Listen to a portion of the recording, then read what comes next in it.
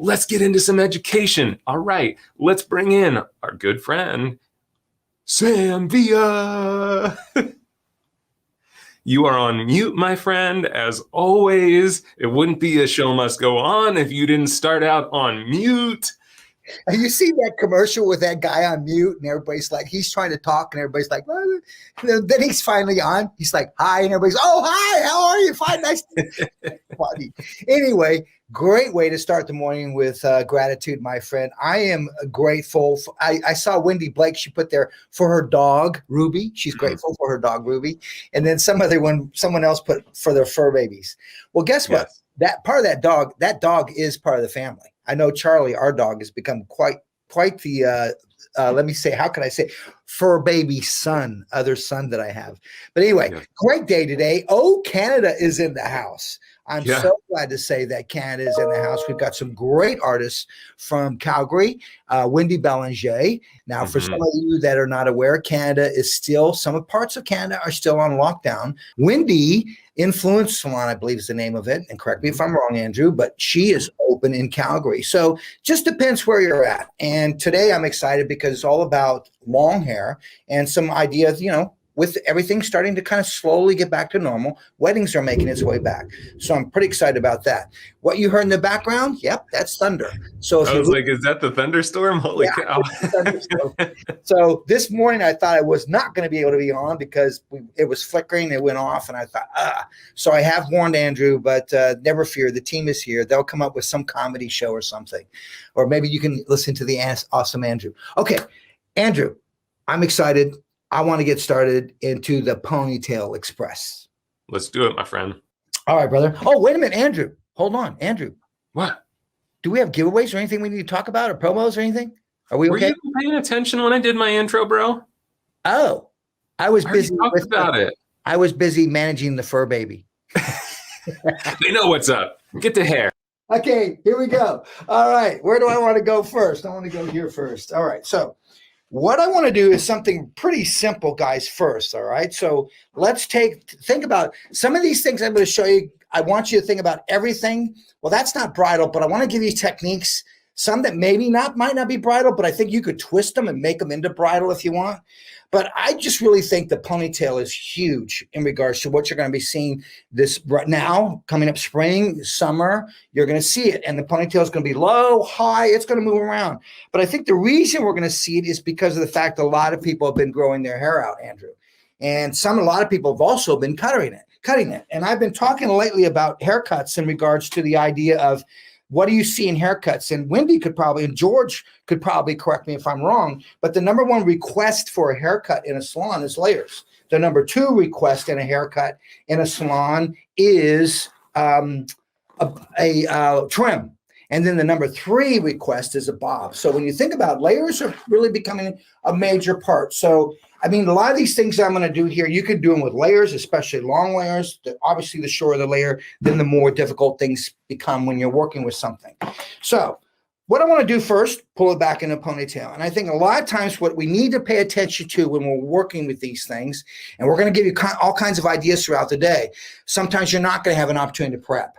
Okay, prep is important, but if you don't have an opportunity to prep, there's ways that you can get around it, and I'm sure some of the artists are going to be talking about that today. So first things first, ponytail, simple ponytail. Let's just reverse back into some simple basic things first. Number one, a directional blow dry is critical. Okay, so what I did was I did a directional blow dry, meaning I blow dried all of this zone one, the base, the roots. I blow dried all of that going back to where I wanted to place my ponytail. Even in the nape area, I was concerned where I was taking that to.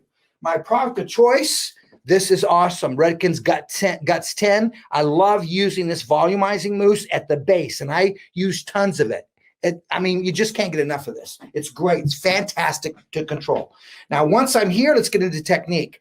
I'm going to work with the palm of my hand, my index and my middle thumb. This is what we refer to as the pocket. That's the pocket. If I open up my hand, where I place my pocket is where the ponytail is going to be placed. So we got to be aware of that. Next, I'm going to work with a styling brush. All right. So I'm just going to work with that. And I'm working with that. And look how I'll use it. See how I'll use it to really get that brush inside. I'll use it horizontal right now with the grain, and then I'll use it vertical with the grain. And a lot of times what that does is that'll help me to get it even a little bit more smooth if that's the case I want. I find now with the ponytails, what we're doing is we're working a lot with our hands. And we're letting our hands basically just rake it back and be very, very loose. Okay. Now, next thing I'm going to do is I'm going to place an elastic. Okay. Now watch how I'm going to place this elastic. I don't want to so much go inside and mess things up in terms of what I've created. So what I could do is I could use an elastic like this. Okay. Just a small elastic. Or I could use one of these elastics that have hooks. These come from tear sheets. You could get these from Giovanni Giantoli at Tear Sheets. Okay. This is something I'll use if I want to keep it nice and clean. Okay. If I'm working a little bit more natural, I'll go with a little bit more of an elastic. So it just depends upon what's easy for you. So let's just go in with a hook, keep it simple right now, and go around. And look how I'm just going around. Now, the next thing I want to do is I want to cover this up. Now, first of all, guys, I'm just starting out with some real basic things right now. Okay, so the next thing I want to do is cover this elastic up. So watch how we're going to do this. And you've seen me do this many times. Some of you, maybe not. If you've seen it before, sometimes when you see something a second time, it makes it a little bit easier to understand. What I'm going to do is I'm going to take a really long hairpin. And I want to use a long hairpin because a long hairpin is going to give me that added length that I need to make this work. I'm going to slide that hairpin underneath the elastic, and I'm sliding the closed end underneath. I'm going to take a relatively thick piece here because of how much elastic I want to cover. Once I'm here, guys, and you're seeing this done a number of ways now. I've seen it on Instagram done a number of ways, Andrew. This is one of the classic ways that I've been working with for years doing this. Okay. Once I'm here, look at the hairpin and how I just took that hair, wrapped it around, grab another hairpin, and now all I want to do is I want to take all this excess hair and I'm going to feed it right through that hairpin. A classic technique. This comes from Marco Arena from Germany back years ago, maybe 5 years ago. I saw him do this and been using it ever since. But it's just a great way, simple way to cover up your elastic. All right. Now, if you learned something there, just type the letter L. Okay. If you learned something there so far. Okay, so now that was simple to do there in terms of that. Now, next thing what I want to do is I want to go through and I want to show you something that's real simple. Let's just start out real simple. But I think a lot of times what happens is when we do these types of things, we kind of forget in terms of where we're going and what we're going to do. All right, so now watch what I'm going to do. All I simply want to do in this particular case is I'm just going to take an elastic, okay, but this time I'm going to use a clear elastic. So sometimes you'll see me use the dark ones, and then I'm going to use clear. Clear when I feel the elastic's going to be exposed. Now, once I've done this, I'm just going to split that, okay? Then I want you to just take a large comb, okay? And I want you to just softly back comb that, okay? And I'm going to go about halfway out, okay? Once I'm about halfway out, then I'm just going to come through, and now I'm going to put my elastic here, and watch how I'm just going to place the elastic. But now watch what I'm going to do. Once I get this elastic fairly tight, okay, I'm going to go one more, okay, fairly tight. I'm just going to loop it through, okay. So see, I just looped that through. Now, once I have that loop through, I'm going to leave it just like that. I'm going to do the same thing to this other side so you can see what I'm creating there. So let's just turn this a little bit. Profile. Okay, once again, comb through. Now, if you want and you're concerned, well, what are you going to be doing, Sam? Is hairspray going to come into play? You could use a little bit of hairspray now for control if you want, but I want you to notice I didn't spray it so close and get it so wet. Okay, now once again, taking the comb right underneath. And everything I'm going to do is just going to play right off of a ponytail. Okay, once I've done that, I come back in for my clear elastic. Remember, I'm using a clear elastic. Okay, and then I'm going to come in again about halfway. Okay, I'm going to get that fairly tight. Okay, once I got this tight, now I'm going to come through and I'm just going to loop that through. Okay, so now look at what I've done. I've got two basic loops here. Okay, now once I've done that, just take this one and feed it through. So I'm just going to start feeding them through. Okay, and as I feed them through, watch me just turn and turn. And now just start to create your little chignon, okay, that has some visual value. Now look at how I place this one. Okay, see how I place that one? Now, when you place this, you place it, I want you to watch as you're placing. I'm going to go right inside, place my long pin inside, okay? And I want you to watch how you're placing this because that's what's going to give it a lot of character in terms of the visual and what you see. Okay. Now you can have hair, take pieces of hair, bring it out if you want. That's up to you in terms of how you see it. Okay.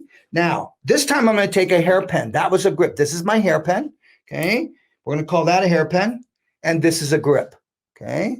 So now watch. If I place a grip in, I want the toe that kicks out. You see there's a rib side. You see it? There's a rib side and then there's a flat side. Okay. You can see it right there. Flat side to rib side. It's the rib side. The wavy side is what goes against the scalp. That goes up against the scalp. See that? That's what goes up against the scalp. It's not necessarily the flat side. So look how I'm placing this in. I'm placing it with the flat side facing the hair. But then when I go back in, I turn it back in. Now the wavy side is up against the scalp. Okay. Now I want this piece here. I want that to stand up a little bit. So my pin, when I pen this, I'm going to give you a profile view of this. Okay. When I pen that, see how my pen allowed that to stand up? That's because when I penned my pen, I pinned it straight into that, standing that area up. Okay. Now maneuver what you want. Let's say if I want to maneuver that there, you most certainly can. It's just a matter of taking it where you want to move. Now that simply came from 2 ponytails, half looping each ponytail once, real simple to do. All right. Any questions on that? Simple to do. All right. I'm going to show you a few items here in regards to that. All right. So now let's go to this next one. All right. And let's take this next one now. Everything that I did, once again, I pulled in a ponytail. And then I'm working with some movement into these shapes. Like I said, prep is so important. So here's a great trick. Okay. Let's say you're doing a wedding, but you're short on time. Remember, minimal guests too at a wedding. Wendy's going to be talking about that in regards to her story, but pulling things back in a ponytail and then just really, I came through and all I did was just take big sections. Look at my sections I took. And then I just took the 2-in-1 Marcel and I just went through and I just softened this. I just gave it some movement. That's all I did. Okay. That's going to make it easier for me to control the ends. But not only that, by just taking a moment with the iron, it gives it a little bit more polish. Okay. I think that's critical there. All right. Now, once we've got that, what I want to do now is I'm going to go through, I want to raise this ponytail up. Okay. So look where it's at. It's about at the nape area. But what I want to do is raise this up. So what I'm going to do is loosen up my elastic. So I need to loosen up this elastic. So I'm going to come through and then watch what I'm going to do. See how I loosen up that elastic? Now, once I have that elastic loosened up, I'm going to take just one finger first. Goes through the top. Look at that. See that? Now, once you've got one finger through, bring your other one on top and bring it through. I've discovered this is easier, Andrew, for me to go through and get grab the ponytail. And the reason being is because if I try to go with 2 ponytails, I find sometimes I've got hair stuck in the middle here. Okay. And you're seeing this a lot. But what I'm going to do is I'm going to reverse it. A lot of people are coming from they're coming from underneath their fingers and pulling it through. I want you to notice what I'm doing. My fingers are going through the top. And now I'm going to grab the ponytail and I'm going to pull this ponytail, bring it through this area, this way. Okay. Now watch all of a sudden, watch this ponytail. All of a sudden, look how high that ponytail went. Do you see how high that ponytail went? That went high almost immediately. So number one, it's a great trick to teach a client to get a high ponytail. Now you just pull on that. Okay. And she's good to go. All right. So real simple to do, but here's what I want to do now. Okay. So let's take this, and this one's just a moment. Matter of fact, this could be something maybe you could teach clients to do this. It's so simple. Matter of fact, a lot of these things we can teach them to do. Okay. So now watch what I'm going to do. I'm going to come through. I'm going to split this in half. All right. Now let's take our styling brush. Let's come through. Okay. And look how I'm just coming through and I just polish that. Okay. Now, once again, working with my large tooth comb, and all I'm doing is I'm just coming through and I just kind of give it just a small fine teeth and I just push back just slightly. Okay. Now, once I've got that, then I'm going to come in and I'm just going to do this. Okay. So I'm just going to come in and I'm just going to pin. Okay. So once I have that, then I'm going to take a large pen. Yes, Andrew. Okay. Come through. I was just going to ask, what's the purpose of that soft back combing? Okay, thank you for asking, Andrew. What that does, anytime I'm going back, then I just give it a little bit of lacing with a comb, a little bit of French lacing with the comb. What that does is that's going to give me a little bit more expansion. It's going to give me a little bit more control. It's going to give me a little bit more of a base to work with. So that's one reason why I did that. Now, it's not so much like I'm getting aggressive with my back combing when I do that. I'm doing it just very slightly. Now, watch this, Andrew. Now, all I'm simply going to do is take the other side, and I'm going to do the same thing. First, widen it. So by taking the brush, watch how it widens. You see that? Look how it widened, okay? That widened. All right, now if you want a little bit of control, spray with a grain. See, I just sprayed down with a grain. Now, if you want a little bit underneath, come underneath, okay? Now, once I have that, watch, Andrew, this will give me a little bit more control in terms of where I place this, okay? So let's say I just want to give it a little bit more. Okay, my dear, you got to hold your head still. Now, I know you're nervous for the wedding, but you got to hold still. All right, look at what I'm doing, Andrew. See, I just brought that across. So in other words, what I'm trying to do is create a little bit more of a bun, if you will, or a chignon that's not so, like it's got some interesting pattern to it. See how some of that hair is going down and some of that hair is coming across? So I like that. So I'm going to pin right here. Okay. But that's the idea, is just give it some movement rather than just being a round chignon. Now, once I'm here, come through. Okay, look at the pen. Look how I'm placing these pens in. Look, I'm going flat side, but then I come back in to that wavy, that one side down. Now, once I'm here, AC, all I'm doing now is I'm just coming through and I'm just saying, okay, so how do I want this hair to sit? Sometimes you might say, well, okay, I'm going to pin it here and let it sit here, little hair at her nape. I'm going to come back this way and pin some and let a little hair sit at her nape there. Okay, so she's got these little pieces in the back there. Okay, so I like that. So I'm just going to crisscross that. Now, because of that, what I'm going to do is I'm going to work with a hairpin. Okay, but watch what I'm going to do with a hairpin. I want the hairpin, I'm going to bring it right in some of this bun that I have, and I'm going to bring that down over that and into that. Okay, now watch. Now it's just a matter of me just look at, so when I do this, see, I've got that. Now this pin here is bothering me. All right, so watch what I'm going to do. Never fear, Andrew. Okay, so I'm going to hold where I want that pin to be. So I'm going to come from the back side. So see, I'm coming from here. Look at the top of the pin is going in. I'm going to go right where I want that, right there. Then I'm going to come back in, get it. I'm going to grab it and now pin in. And now watch my pin. My pin will disappear. Okay. And that's what I love about the idea of, just working with pins and how you're doing. All right. All right. Let's do it again. Pin comes in backwards. So I'm bringing in the top end first. Once I've got that, now come in and grab where you want to pin and pin in, and you're good to go. Okay.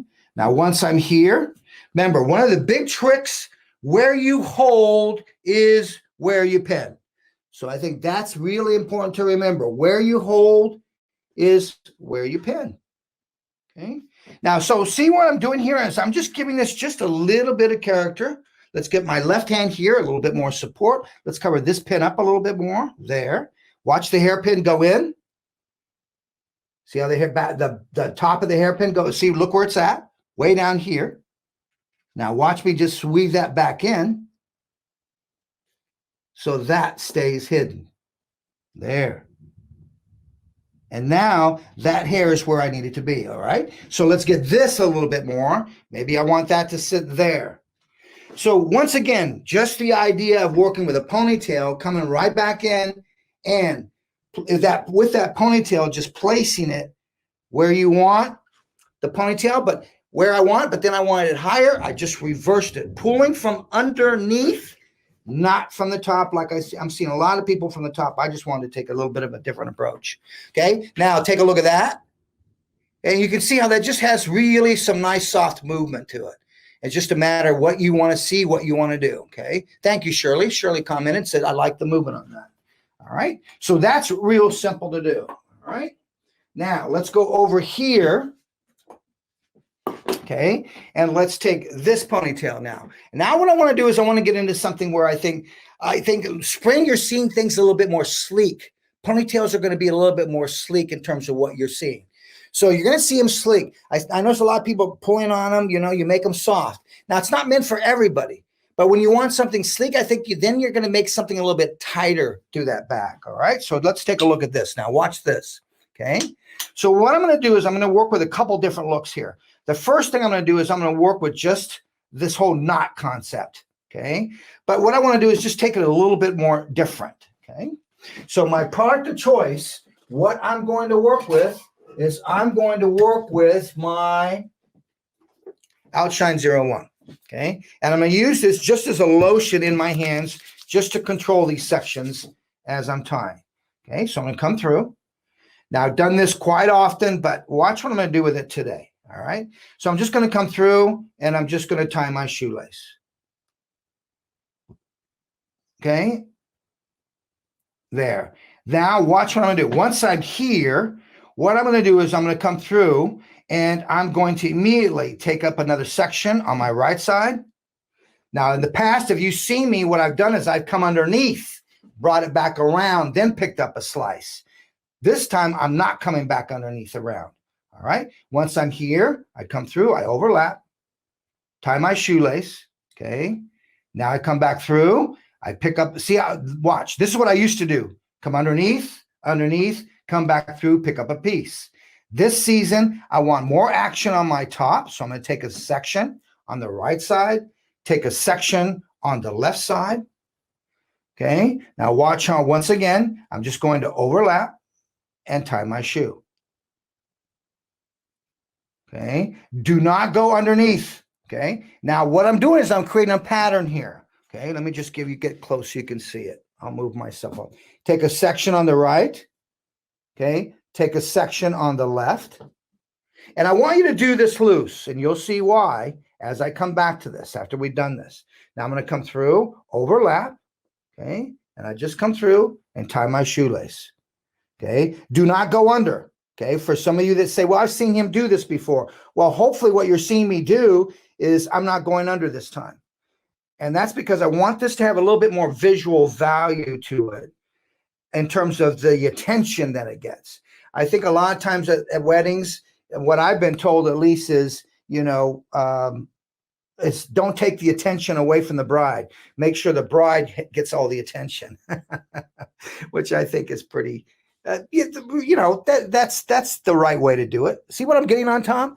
So now here's my goal. What my goal is, I want to create a little bit more of a knotted bun, but I want to just, number one, take a different approach. Number two, give it a little bit different visual character, if you will, a little bit more visual value. What do you mean by visual value, Sam? What I mean is it gets the attention. It's visual value. It's got some value to it because of the visual attention it gets. Okay. See, I just keep working my way down. Okay. Now there's another one I'm going to show you that's off of a Chinese ladder. Okay. If you're familiar with these things and how they work. But look at how everything, what I love about this one is everything floats on top. And then watch when I go to tie, when I go to place the bun in, you'll see what happens in terms of the character that it's going to have as I work my way down. Okay. And you can just start to see the character it has, the visual value it has. Okay. Questions, concerns? It's prom season here. I think proms, this is what are we into? April? Yeah, I think you're right. I think prom season is around the corner, or maybe in some places it's already happened. I don't know. I don't know. That's a good question. Do you know, Andrew? I have no idea. I haven't been in high school for a long time. I don't have children, so. But hey, do you know what the color formula on your mannequin is by chance? Yeah, let me take a look. Oh gosh, I can't read it anymore. See how much she's aged? Oh, Andrew, I'm sorry. Even the mannequin heads, the skin just doesn't hold the color of the tattoos these days, Yeah. God, I can't make it. I'm so sorry. This is done. I know it's done by, LA, out of LA. Gosh, I can't remember. Anyway, I love this color. Okay, now watch. Look at all that character it has, all right? So before you wrap, just put it in elastic, okay? And the reason I want to put elastic, the elastic's going to secure it and control it as I start to maneuver it. So go to an elastic. Okay, and one of the tricks I've taught you in the past is when you're working with these elastics, instead of twist and looping it through, twist and looping it through. What I want you to do is just keep twisting, okay, until that twist gets tight at the base. Then when that twist gets really tight at the base down here, then it's time for you to loop that through, okay? Now, I want you to just pull on this. Now, if we look at the underneath should be straight. All of this action should be on top. Let me lift it up. See that? See how that is? Okay, now all I want to do is I'm just going to start to place this. Okay, now look at the character it has. And then I like, once again, it's this idea of once you do this, I like leaving these ends out. I don't know why I'm into that, but I'm just into the idea of just leaving those out. If you want to expand this even more, come back and just expand it. And it's the top surface that you're expanding. Why? Because everything that we did was underneath. Remember, on this particular one, I did not pass that hair underneath. So for those of you that have followed and seen me do this before, you can see I'm doing it a little bit different. Now look at how I expanded that, and you can just see how it has a little bit more even character to it. Now, I want you to think about how you place these things. Look at that. Oh, that's cool. Oh, I like that. Okay. Now watch. I'm just going to give it a turn, Andrew, so you can see what I did. But look at, I like that placement because of these right here. You see that? So what you have to do sometimes, now what I'll do is I'll pin that down like that. That's cool. Okay. I think a lot of times what you got to do is you just have to move these things around. Okay. In other words, I think that what's so important is that we have to understand that the hair is the fiber that can be molded, but your hands create what your mind's eye see, and your hair is a fiber with attitude that's waiting to be changed. So how you move it around once you've done something, you'll see, your eyes will tell you, oh, that's the money look right there. That's the money shot right there. Your eyes will tell you when you see that, okay? So now look how cool that looks. Okay, now some of you might say, well, that's not wedding. Okay, well, then take it out of a wedding. So what? It's not wedding. Use it behind the chair. I'm not a magician. Hey, Sammy. Great question from Susan Silver. She was asking what product is best for fine silky hair that keeps slipping out. Ooh, great question on that. What I would recommend is this, is number one, I think it's all in prep. So I'm going to give you a couple things here. Let me grab them for you. All right.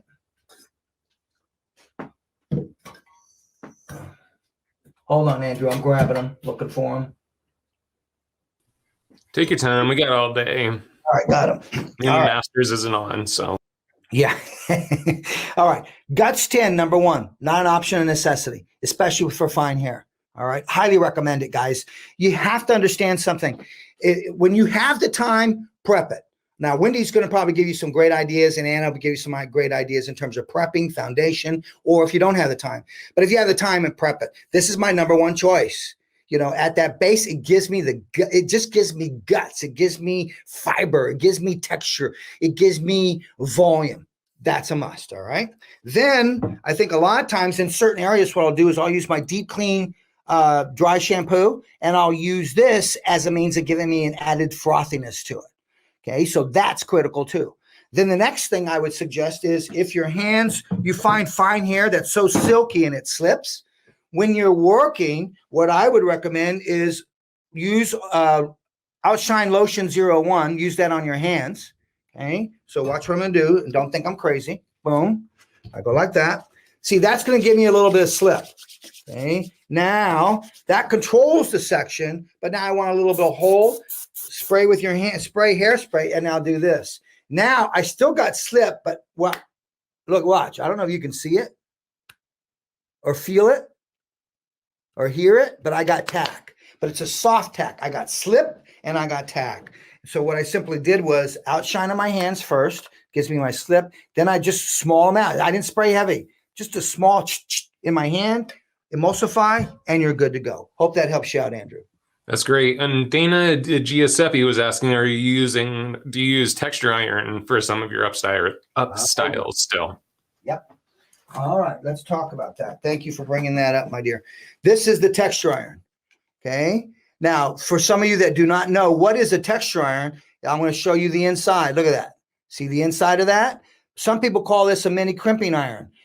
We call it a texture iron because the rails are so close together that it alters the texture of the hair. You really don't see that crimp on it. So I think that's what's so cool about this. Now I will continue to use this. I will use this. Let's say, for example, let's go over here. All right. Let's say, for example, I've got this ponytail. All right. Take a look at what I've got now, a ponytail. All right. So what I want to do is I want to go through and I want a little bit more. Let's say, for example, it's fine. And I want a little bit more guts out of this. I want this to be bigger. I'm going to braid it.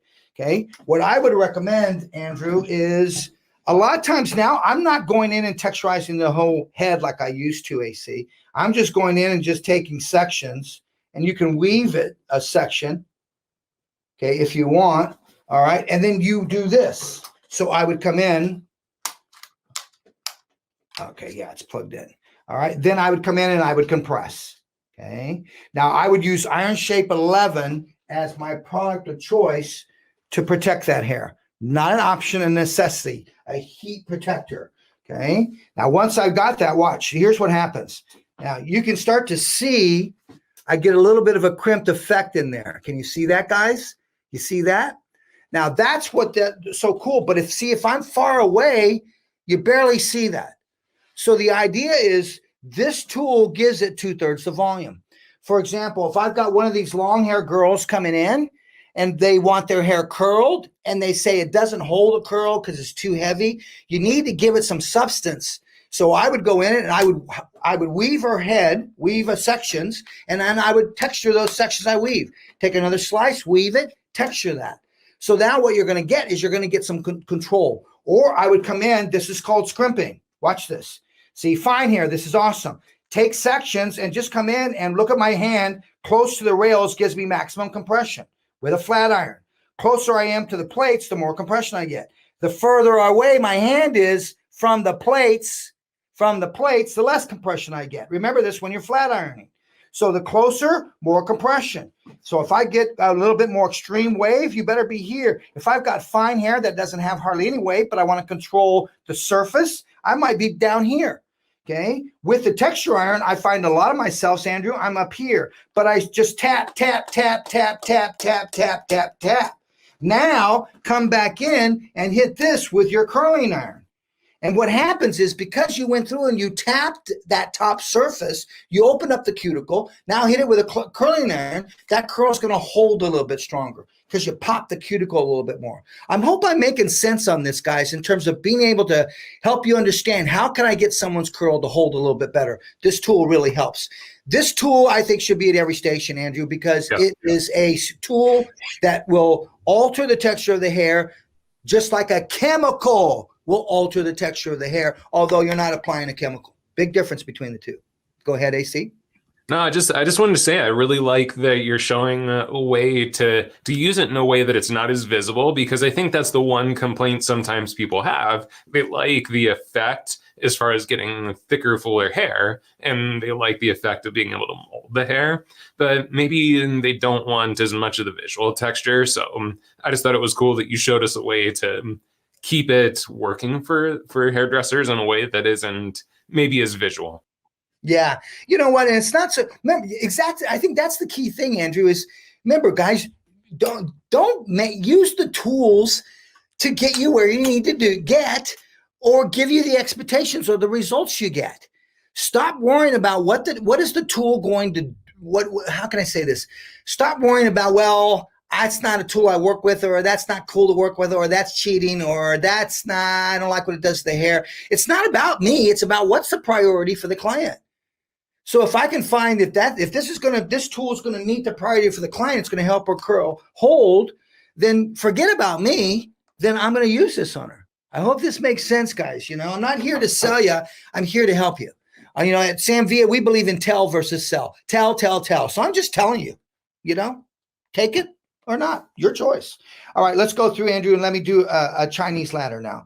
Okay, Chinese ladder. This one, what I'm going to do is I'm going to do this a little bit differently. What I want to do is I want to go through, and a lot of times what happens is you'll see us come through. We take a section, and when we take this section, we'll come through. We'll do this. Okay, then we'll come back through. We add another section to that. All right. So here's what I'm going to do. is rather than me going under, I'm going to go over. Okay, so look how I place that over. Now I'm going to come through and I'm going to pull through on the overside. See that? Now I'm going to bring through, I'm going to grab a section. Okay, now I'm going to go on the over. See, I'm going on the over. Now my fingers come through and I grab and I pull through. Now watch what's going to happen out here in terms of visually what you're going to see that's different about this to the fact of going under versus going over. Okay, so I bring that. Now I want this to gather a little bit more. So now what I'm going to do is I'm going to reach for my rough paste.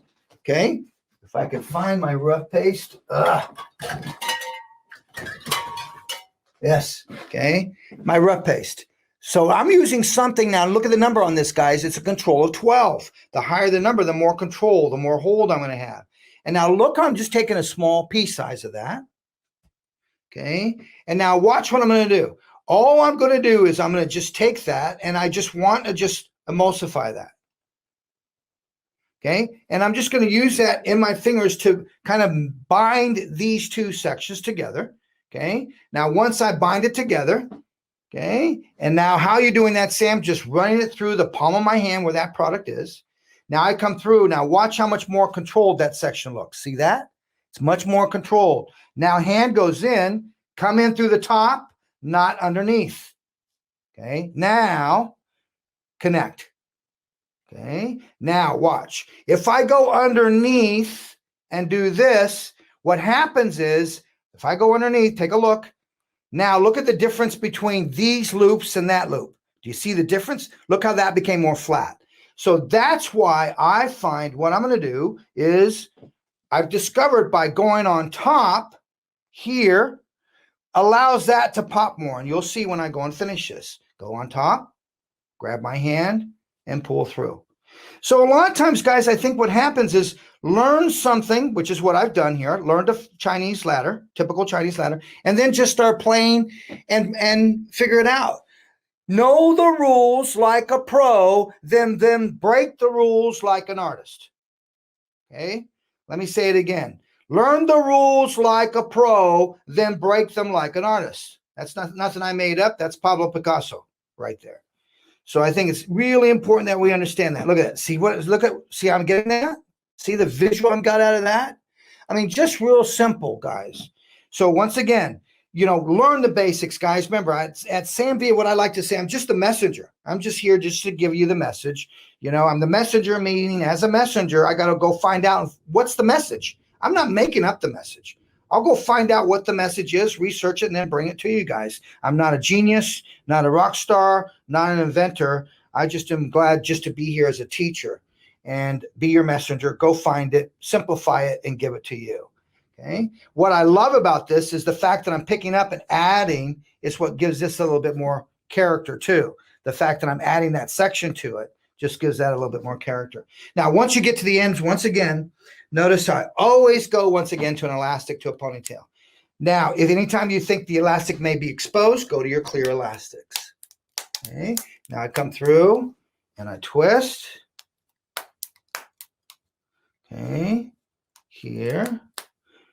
Okay, now, this is the fun part. I like to come through and just really be aggressive and pull on these guys. Just pull on them. Okay, now, watch. Now, once again, start to place this.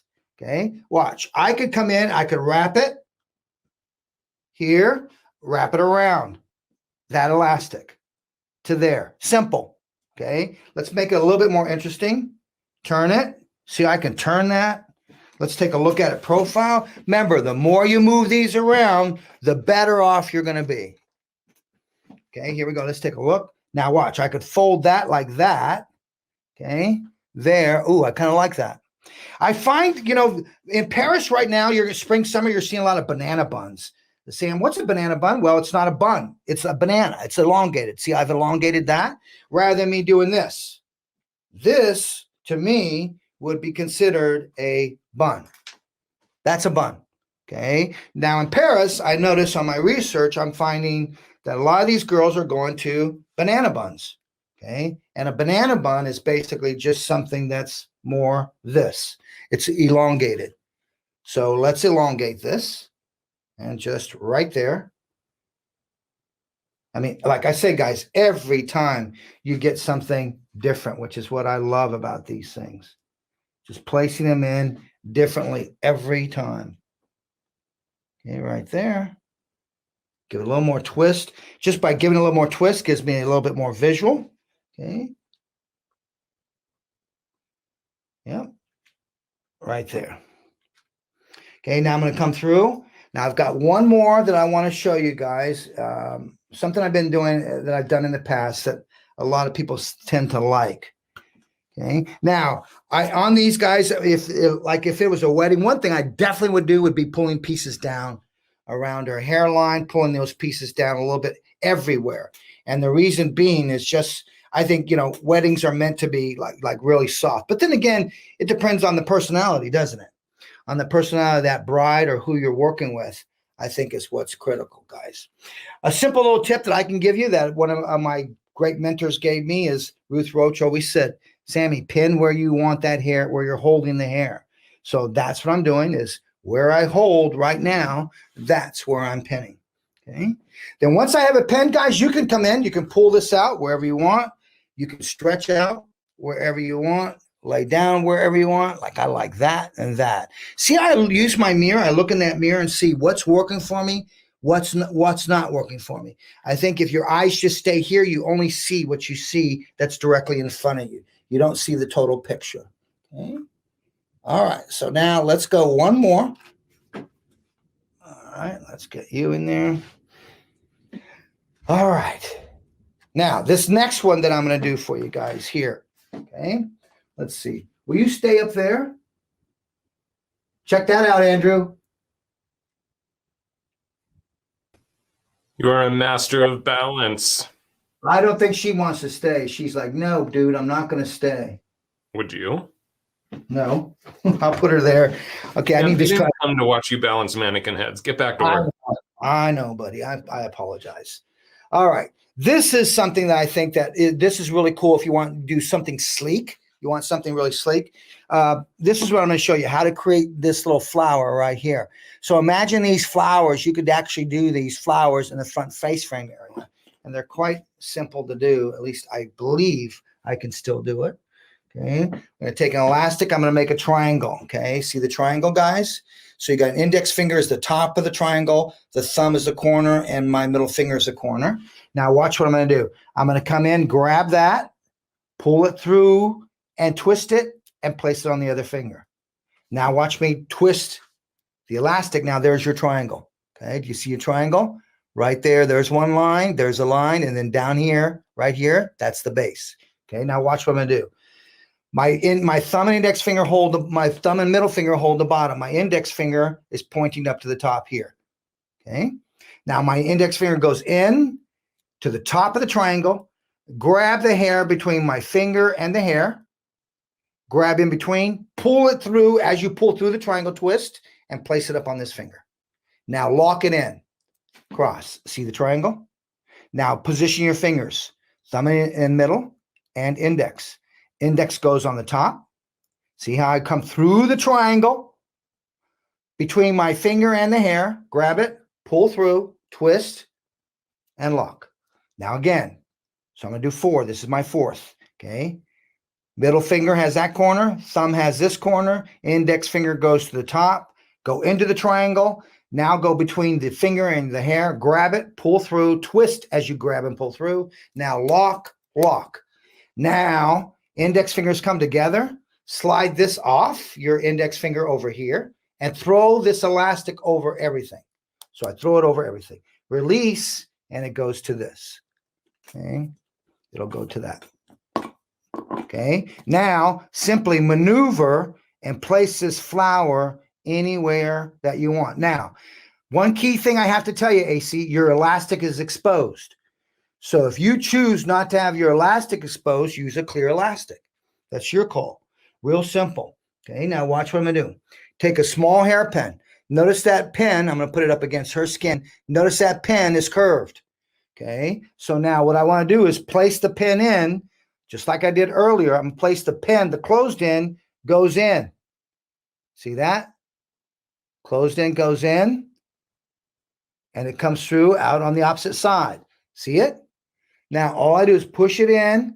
Now, as it comes out here, all I do, excuse me, guys, I'm grabbing it. All I'm going to do is grab it and push back in. See, now that pin is not exposed. Okay. Now I'm going to go through again. I'm going to grab another pin, and you want to grab short hairpins. Okay. So now watch what I'm going to do. Okay. Just against her forehead, just bend these. They're very, very soft. See, I can just bend it. If I want a little bit more of a bend, use your hand and give it just a little bit more bend. Okay. Now I'm going to come from the top. Now watch what I'm going to do. I'm going to place this in. See, I placed the pin in all the way in to the top. Okay. Now here comes the pin. Now I just come back in that way and boom, there it is. And then I get this flowered effect on the side area. And then I did another one over here. So they sit more or less asymmetrical is the idea. Then you can leave this down. You think about the tricks that I just showed you. You could do with that. There's just so many things that you could do with this little jewel here. But I've been doing work on this. Let me just show you one thing, Andrew. I'm still working on this guy. One day I'll photograph it. But take a look at what I've done here and how I'm just doing it, just a whole head. But I'm leaving some of this out, and I'll wave some of this. But look at that. See how you can just do a whole head that way? I think it's just fun to do. All right. Did you have some fun? Once again, guys, just the Ponytail Express, just revisiting ideas and concepts, working with a ponytail, working with elastics, I think is really fun. And like I said, hair is an attitude, is a fiber with an attitude that's just waiting to be changed. And it's just how you work with it, AC. And I have to say, you are always on top of new techniques and new ways to approach that. It never fails to amaze me how you can think of these. Or I know that you kind of look to other places for inspiration. So, like, how do you kind of keep on top of your game, Sam? Well, Andrew, first of all, let me just say this, guys. I mean it when I say I'm not an inventor. Okay. All these things you see me do, I didn't invent them. I play, maybe I change them a little bit, but nothing is mine. So I want to make it clear. I'm your teacher. Now, as a teacher, I must never stop learning. So I do a lot of research. I'm all over YouTube. I'm all over IG. I'm all over Pinterest. I'm all over Facebook. I'm all over my old books. Right now, we're getting ready to do a photo shoot. I'm going back to my old Tony and Guy books. Yeah. I'm looking at my old Tony and Guy books. I'm looking at that past and thinking, how can I bring that forward and make it a little bit more fresh? Because we're seeing a lot of layers. And layers go back in the 70s and 80s. Tony and Guy were the king of layers, in terms of what they were doing. So, Andrew, it's all research, dude. It's not, I'm not, hair hacks or hair hacks that I discovered that I choose to share with you. I got to believe in it, number one. Number two, I try it before I give it to you to make sure it's not a gimmick or make sure it works. Some of you may think, well, I'm not sure if I'll use that. That's great. Use what's going to work best for you behind the chair. Yeah. Thanks for bringing that up, because I think that I know for me, because I wasn't I've never been like a super creative hairdresser in the term of like just thinking of something brand new. I think that helps for a lot of us to just realize that you don't have to come up with everything yourself, doing your research and going back to the history and just playing on the internet for inspiration. That's great stuff. You don't have to come up with it all by yourself. No, there are moments and times, Andrew, where I love my mornings. Like this morning, that thunder, I was outside in the patio, loving it. And I was thinking about, my class, and I was thinking about hair, and once again, just figuring out, well, what if I did this, or what could I do with this, that kind of thing. So I think, as a teacher, as a hairdresser, you got to continue to keep inspiring yourselves. And I think education is a really good resource to keep you inspired and keep you grounded. For sure. All right, buddy. Well, I'm so excited about, thank you guys for your love. I appreciate the love. I'm really excited about who's coming up now. This person, we go back. I first met Wendy Bélanger from Calgary. I met her, I think it's probably about 12 years ago, 10 years ago. Wendy, I don't know. Maybe you might know. But I got to tell you, I was impressed with this girl because I was impressed about how she was with people. And how about her intentions have always been to help people. She, that was one of the first things I noticed her as a leader in a leadership position with Pureology when she was with Pureology, is how she always put herself out there. And she did. And a lot of times when you put yourself out there, Andrew, like that, you can get bombarded. You can just get bombarded. But I always respected Wendy because of how she took everything in. She took it and always used things as a means of learning and moving forward.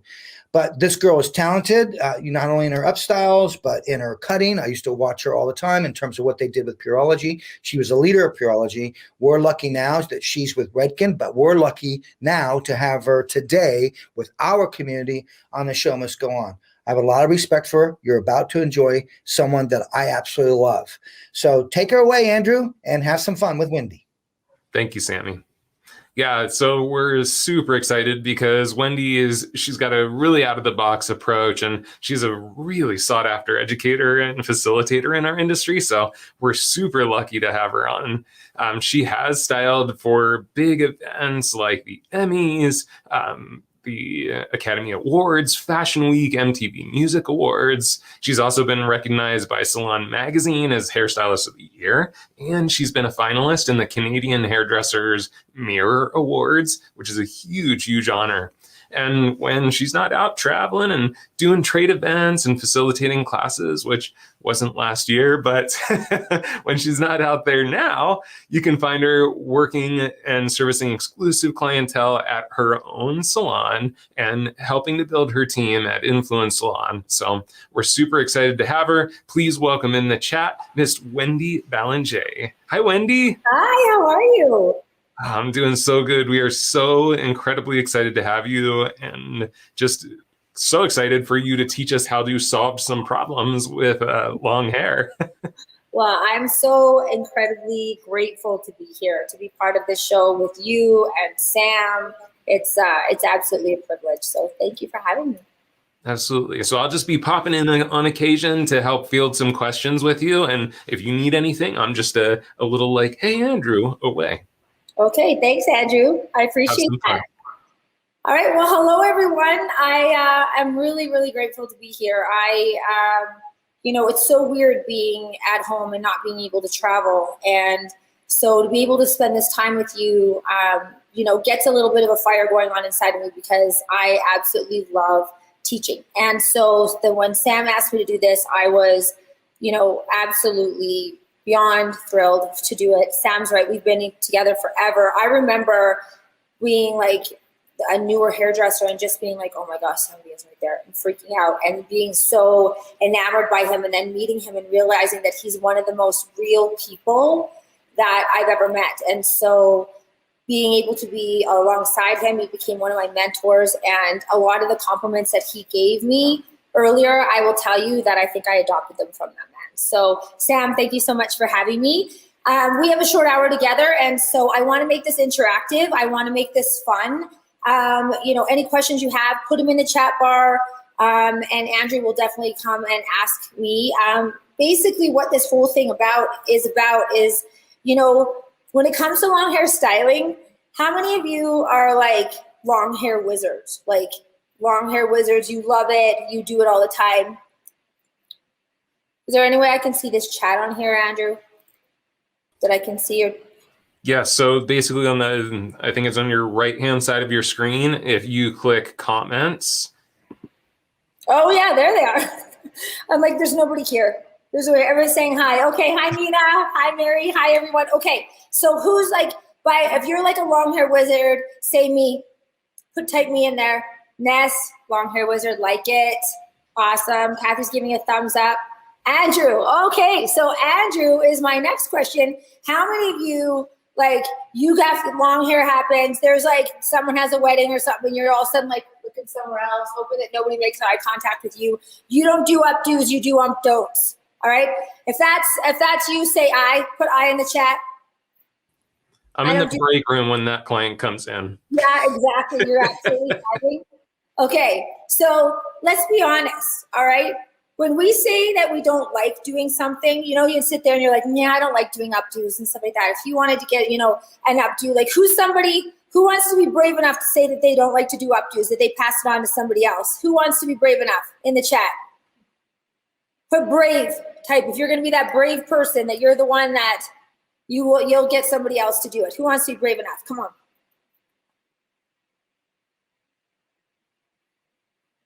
All right, Amanda. All right, Amanda's going to be brave enough to say that she doesn't do it. So Amanda, when she does updo, she gets someone else to do it. So let's just imagine for a second, all right? So Amanda's guest comes in, she meets her, she's 20 years old, and she starts doing her hair, and they become best friends. She's like, comes in one day, and she's like, oh my God, I met this great guy on Tinder, and I absolutely love him, and we matched, and we're like, been going out, and I really, really like him. It's only been a couple weeks, and I think I love him. Right? And Amanda's like, oh, you know, doing the hair, okay, that's really good, and whatever. And then all of a sudden 3 months go by, and it's like, what's going on? Oh, we're still together, we're still in love, everything's so amazing. And Amanda's like, okay, good. You know, 6 months goes by, a year goes by, and all of a sudden she's like, we're fighting.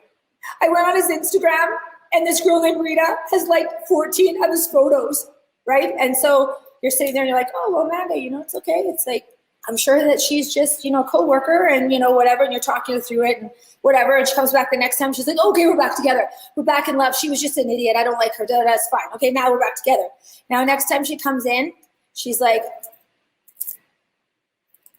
and she shows the ring and woo!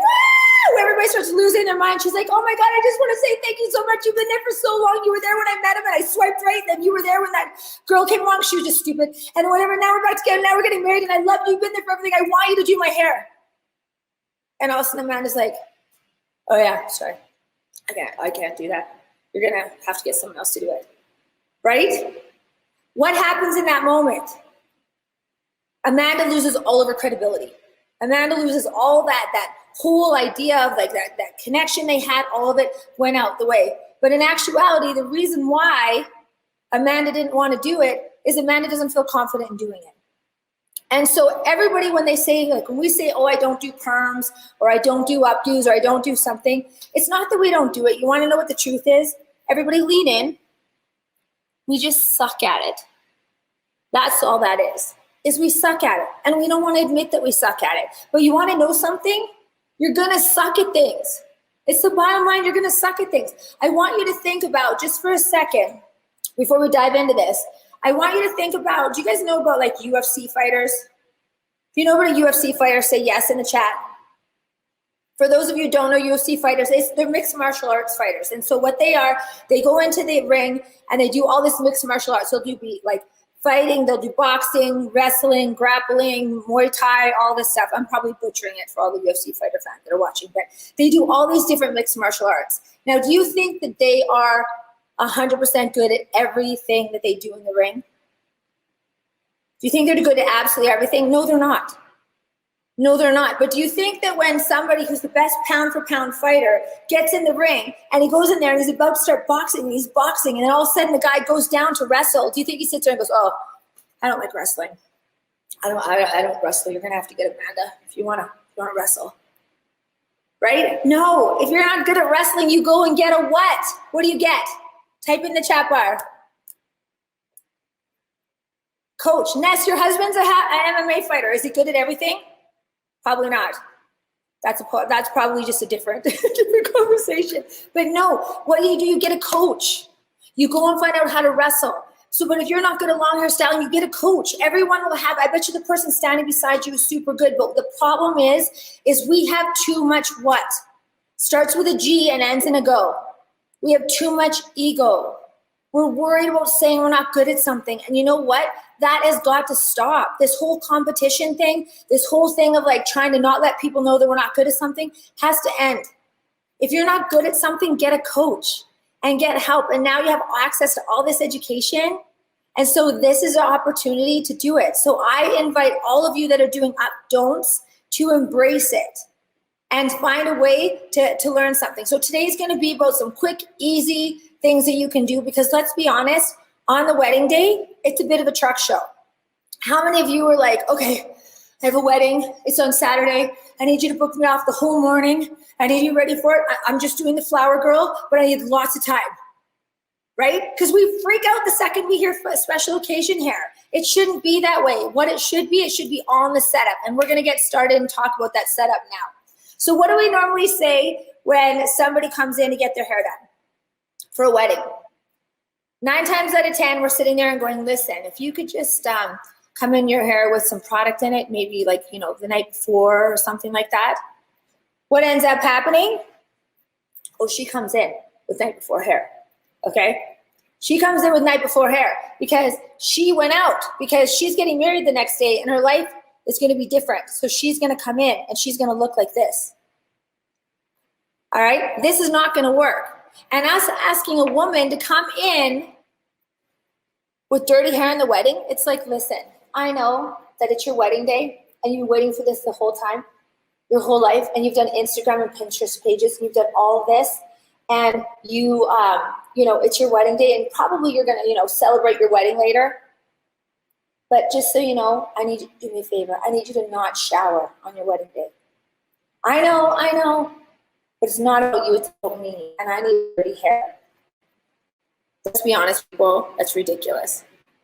We want them to come in with clean, dry hair. We need to have control of their hair. Because when they come in and got hair in there, it's stuff, we don't know what's in there, we don't know what product's in there, any of it. And sometimes, you know, when you say come in with your hair dirty, you're like, I don't mean you last time you washed it was when you got engaged. My goodness. So what you gotta do is you gotta take the hair that they have and work with it. So then I sit there and I'm like, okay, what I can do here is I can use this thermal brush, which I'm absolutely in love with, Sam, I'm not gonna lie. I can take the hair, take her curl, and the thing I love about this thermal brush is I know that I can smooth out this hair and I can make it nice. So I'm one step ahead, but the problem is you can see at the top, I still have all this kinking. So if I want to go and pull her hair back, it's going to work against me. You can see all those splits. You want to set yourself up to win. You want to set yourself up to what? Put win in the chat bar if you're winning so far. All right. So what we're going to do is we're going to come in. They're going to have clean, dry hair. And what we're going to do is we're going to take product I heard Sam talk about earlier, and this is Guts 10. Absolutely love it because now I have control of how much product is going to go into the hair. So I'm going to take the section of hair, I'm going to spray the Guts 10 into the hair, and then I'm going to go and brush the hair in the direction that I want to brush it in. So I would take my round brush and I would go put it in vertically, and then I put the blow dryer on the outside, and then I would pull it forward. Now that's going to give me the look, so I'm going to have the end result in mind of how I want to wear this hair. Now what do you also notice about this hair? So again, we're going to put the brush in vertically. I'm going to take my blow dryer.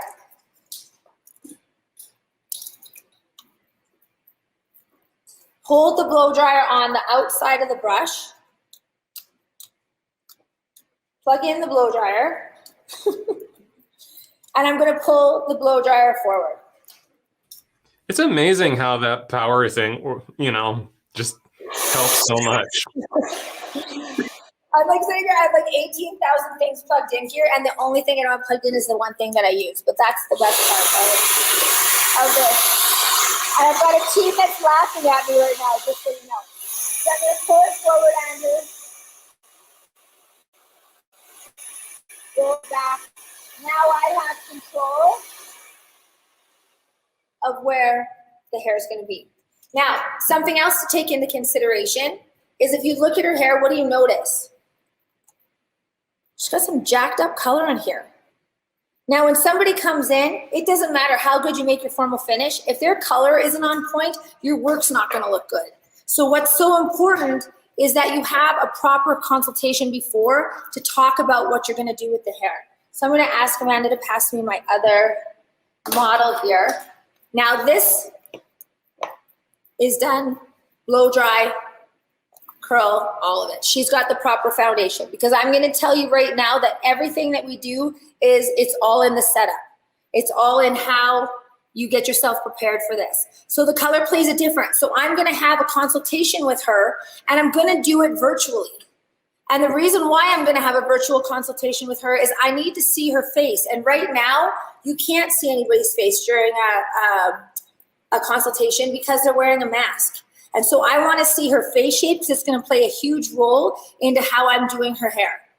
And so I'm going to have the conversation virtually, but that also gives me an opportunity to have that one-on-one engagement. I can look her in the eye and she knows that I am listening to her. But also I'm in her house. So I'm like, oh my gosh, I want to see your dress. Take me your dress. And she's walking around her house, showing me her dress, showing me her, her ring, everything about it. But it gives you a better idea of what it is. But here's what I'm going to tell you. Is that if you notice I'm doing the consultation virtually, the reason being is 9 times out of 10, I won't do a trial. Now, before you all freak out and say that, I can tell you I've been doing hair for 20-some years now, and I've never done a trial. And the reason being is because when a woman comes in, she comes in on a Wednesday, she's got her jeans on, her makeup's half falling off. She's gotten in a fight with her photographer. She's tired, she's exhausted. She's coming in for her trial. I go, I do it. She looks at it. She's like, I'm just not feeling like a bride, right? And so I'm like, well, you're in your jeans. Like you just got off work, right? So then all of a sudden she starts second guessing herself. The other thing is, let's say I go and I do a perfect formal finish on her and I do this one curl here and it's just perfect. It's sitting and it's gorgeous. And all of a sudden she's sitting there, she's like, I love it. She takes a picture of it. And then on the wedding day, she's all of a sudden looking for that curl. Is there any chance that I'm going to get that curl exactly 100% again? Is there any chance? Type in the chat bar, yes or no? No, I'm not going to get it the same. And so I don't want to set her up. She's going to feel like I didn't get it right. So what I do is I ask the proper questions. The proper questions are things like, what does your dress look like? Because A, she spent a lot of money on it, but B, what I want to do is I want to say to her, okay, well, if your dress comes up and it's off to one side and your dress comes up to here, I want to make sure that my hair focal point doesn't happen and go over top of that dress that she spent so much money on. The other thing is where are you going to stand?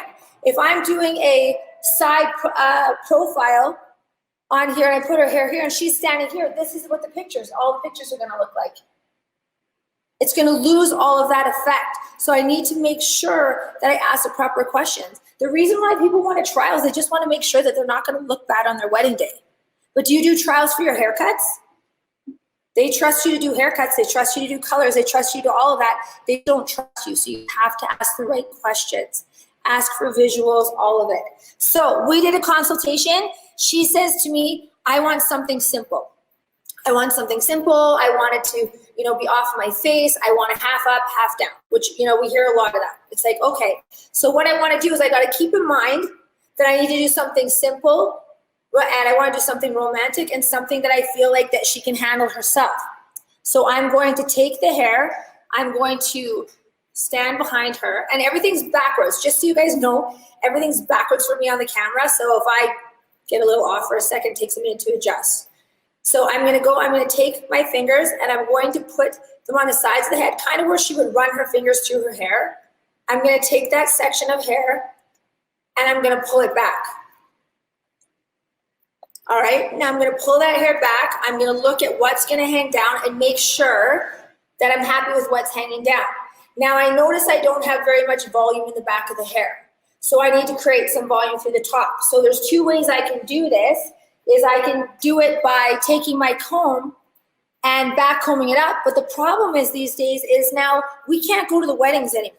I don't know about you guys, but there's now limited people here. We can have 10 people that can go to a wedding. My best friend's getting married on May 5th. And she just told me, she said, just so you know, there's 10 people that I can only allow at the wedding. We have 5 kids between the 2 of us. And I was like, oh, well, that's okay. So which one of your kids are you telling I can't go? I'm like, I'm still going. I don't know what you're talking about. But anyway, so she's going to have to do it herself. And so I want to give her some ideas that she can do. So this volume, back combing is going to come out. I can't be there to help her. Or if she has to do it herself, is going to come out. So what I'm going to do, and this is like literally saved my life 50 million times. This is Sam's texture iron, is I'm going to figure out where I want the volume. I'm going to go and take a 1-inch slice of hair in front of it, move it out of the way, and then take horizontal sections. They have to be about 1/2 inch in thick. I'm going to hold the hair up. I'm going to take the bottom. I'm going to clamp it. I'm going to push it tight. And then I'm going to do a second one behind it. I'm gonna leave that hair forward because it's gonna cool, move forward, and that's gonna give her some lift. I'm then gonna take one behind. I'm gonna do the same thing. Now the idea behind this texture iron, which I know I've heard Sam talk about earlier, is it creates a spring, almost like a mattress. And this is the way I explain it to my guests. It creates a spring like a mattress that will stay there until you wash it. So we actually sell these in the salon to guests to use every day. Because what they can do is they put it in the back, they lay that veil over. Now look at that volume I have. That's without doing any kind of back combing.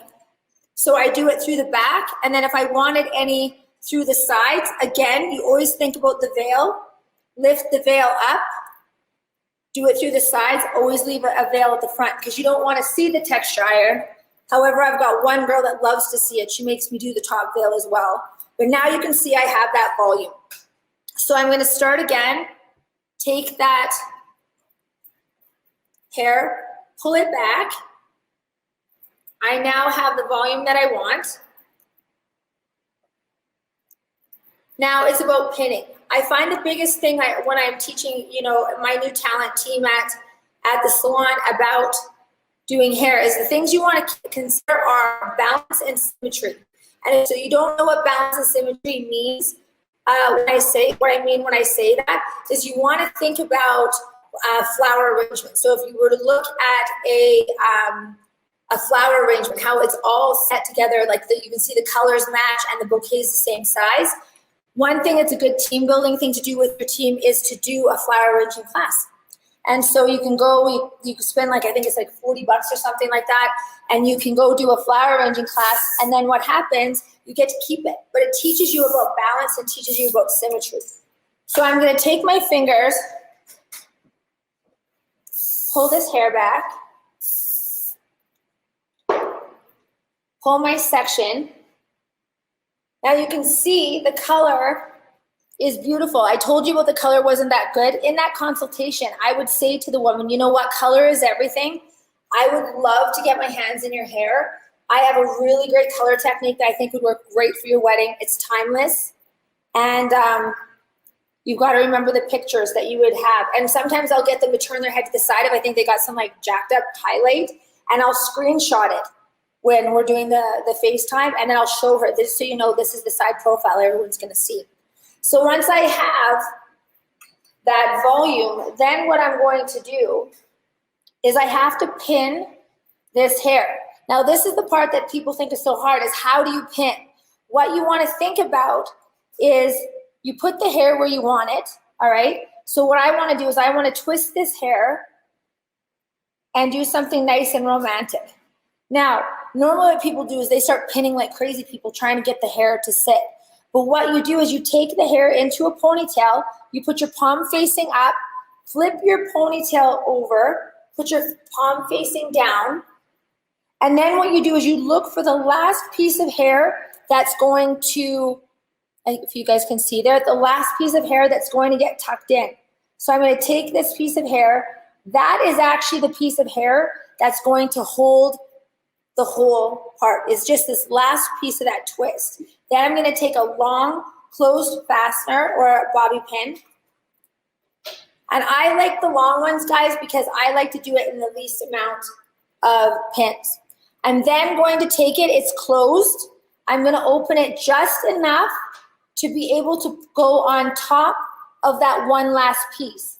I'm going to put my pin on either side of that piece, put it against the head, let go, so now it's closed, and I'm going to push the pin back where it came from.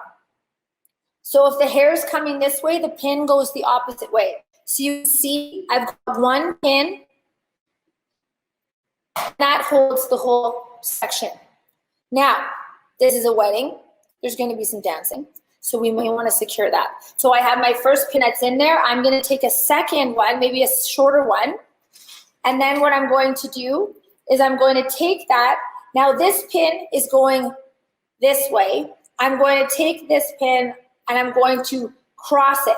So I'm going to go in the opposite way, put my pin over top of the previous one, and push that in. Because what I want to make sure is that if this were to fall out to down, it can't, because the legs of it's gonna get caught with the other one. Something so simple, but that we forget. Now, she's got this little half up thing. You could go and curl this. This might be the whole look for it. Now, what I would do in the consultation is I would sit there and I would talk to the woman about, are you gonna put anything into your hair like a veil, all right? If they're gonna put a veil in their hair, I always make sure that the person who is their maid of honor, or whoever the person is gonna be taking it out, is there watching me put the veil in and how I pin it so they know how to take it out. Now, pro tip, make sure that the person who's the veil doesn't have a drinking thing at weddings, maybe a dirty margarita or a martini or something like that, because you know what's gonna happen. She's gonna drink too many of them. You start to take the veil out and be like, oh my God, the Macarena, and she's gone, and the hair's gone. It's a total truck show. So make sure the person that is taking it out is responsible. Maybe somebody who's like, doesn't drink. So anyway, you're gonna put the veil in, and you wanna make sure, it's a true story, Andrew. I'm telling you, this is true stuff. So then what you're gonna do is you're gonna place your pin, your veil in a place that matches with the finish. So for this here, I would set the veil, it would sit just below her, below the twist. So you can see that's just one pin. The whole idea here, guys, is as minimalist as possible with the pins. I don't know about you guys, but back in the day, it used to be take a piece of hair, do a curl, pin it, take a little bit more, put it in a thing and pin it, and you had all these like O's of curls on your hair. I had that in my hair when I got married. I swear to God, I had 81 pins in my hair when I got married. When I came out, Andrew, after taking my hair out, my husband was sleeping. So I think maybe that's why it didn't work out, because I was taking pins out for my whole marriage. But anyway, so you do this on the hair, you get it all nice, but then all of a sudden she looks in the mirror and she says, I feel like it's a little boring. Like, I don't know, I just imagine that I should have a little bit more. And you're like, okay, no problem. So now, what have I committed to this? Nothing. I've gone and taken one pin to cross check. I've done one, put it in. I can change it. So now I'm gonna go and say, she's like, well, I don't know, my mom bought me these really nice earrings, and she said they're my grandma's, and she wants to see them, and and this is where the 911 tragedy starts, is during the day. You've had your consultation, you guys agreed on something, now she's changing her mind. Her cell phone's going off, people are wondering, did you order the flowers, what's going on? Her head's not in the game, and now she's saying, well, my mom wants me to wear these earrings. So then you start freaking out a little bit, because you're like, well, I didn't plan on this. But the fact of the matter is, if you get yourself set up properly, you're gonna be okay. So what I'm gonna do now is I'm now gonna take this same piece that I did earlier, I'm gonna take that piece of hair, I'm gonna again twist it over, right? Where's the last piece of hair is right here. I'm gonna take it, I'm gonna pin it up, and I'm gonna take my hair and I'm gonna rouge out these long pieces. This one came out. I'm gonna use a little bit of my Fashion Work 12.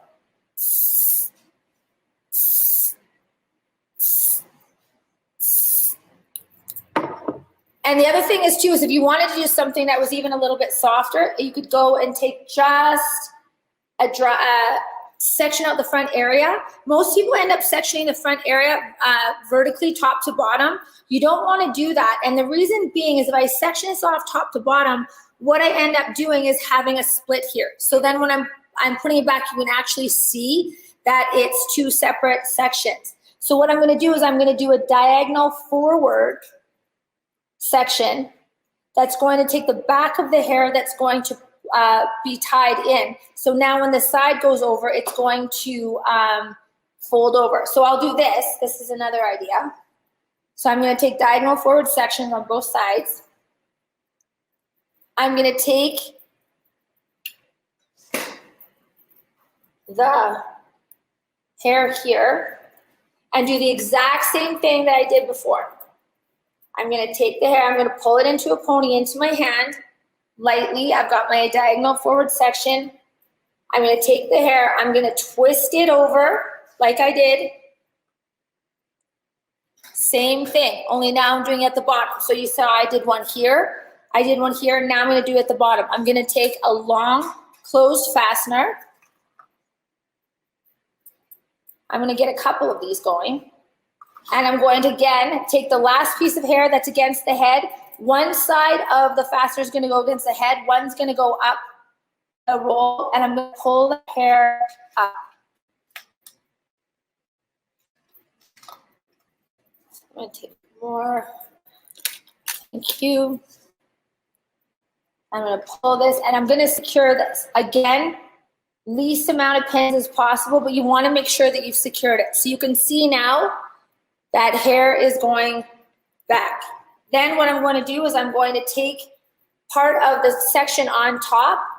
I'm going to subdivide the hair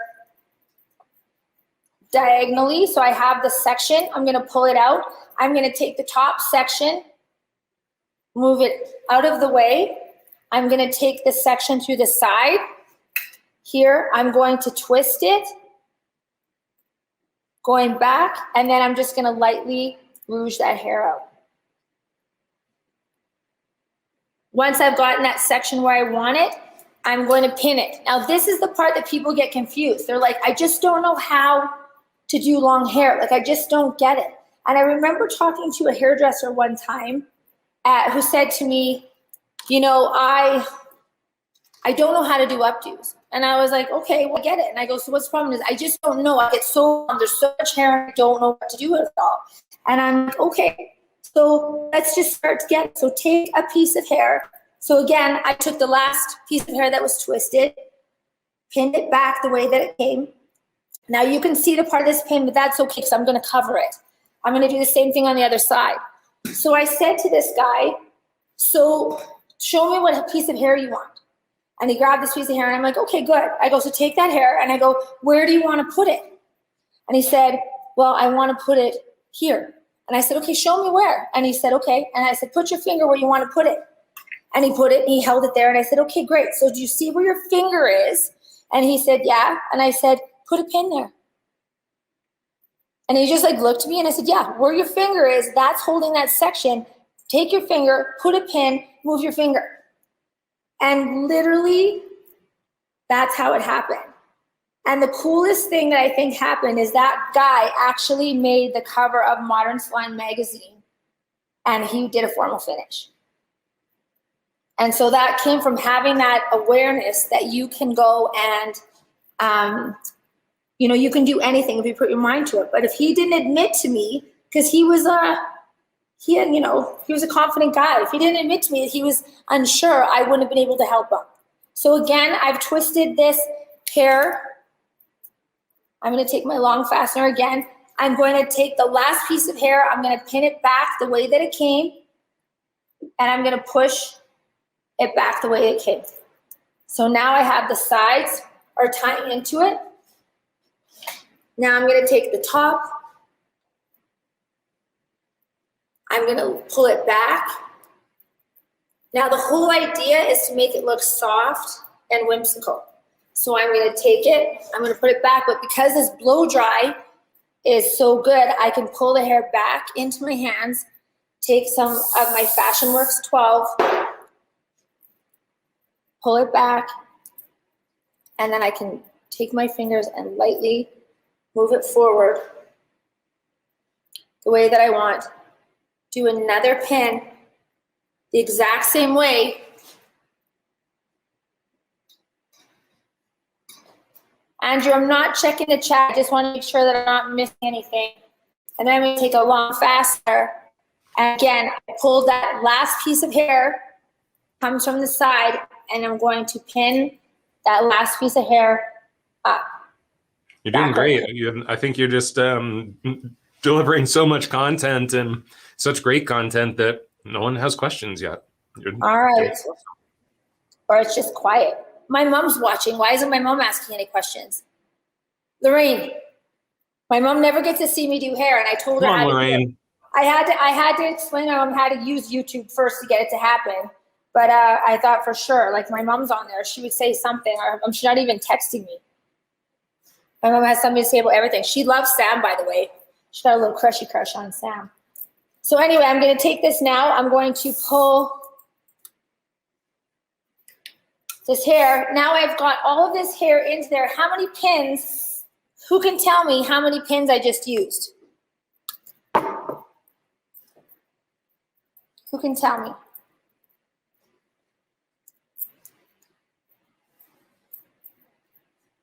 We did 1 on the bottom, 2 on the sides, and then 1 on the top.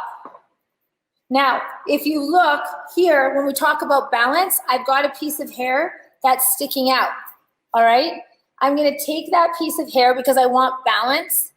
I want this hair to hang down the middle. So I'm gonna take it, I'm gonna move it over, and I'm gonna twist it around the pony of the hair. So you can see the focal point. Now, if I want this hair to come out, I'm going to use a comb.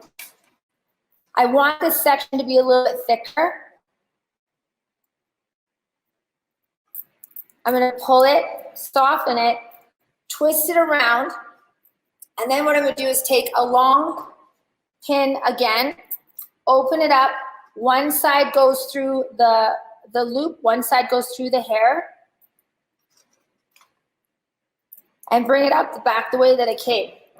Now, when it comes to formal finishing, you want to create something that people don't kind of understand. Women sit there and they go, oh, you know, I don't want to draw attention to myself. They're lying, just so you know. We want attention. We want people to say, oh my God, your hair's so amazing. Who did it? You know, blah, blah, blah, whatever. You want people to look through it. So you want to give someone that kind of hair. So now what I've done is, because this blow dry is done well, I can go and leave this hair going down. All right, now you can see I've got soft pieces falling out to the top. This is something that we don't think about. Everybody, you know, you talk about you should have soft pieces coming down. You have to have soft pieces coming down if it permits. You want to know, where are you getting married?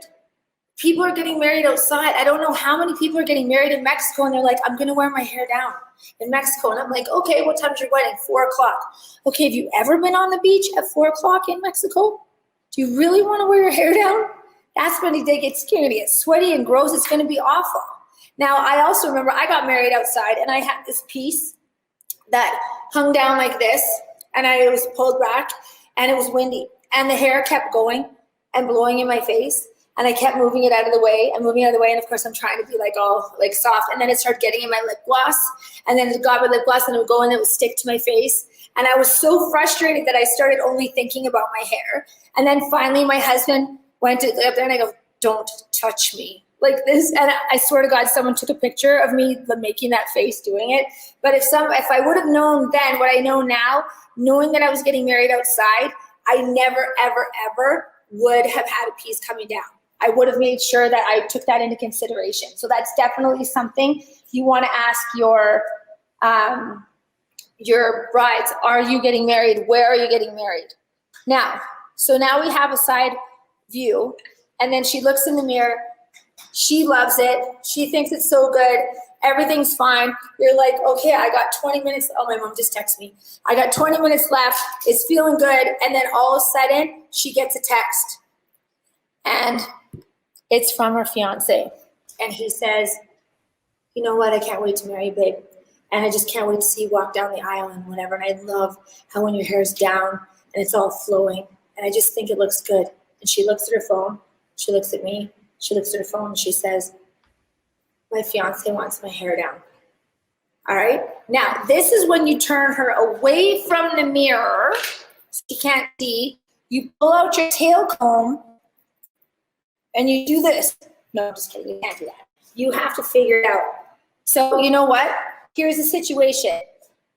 I was all in the setup. I made sure that I didn't do anything that I can't get out of. So I'm now 1, 2, 3, 4, 5 pins away from having her hair down again. 5 pins.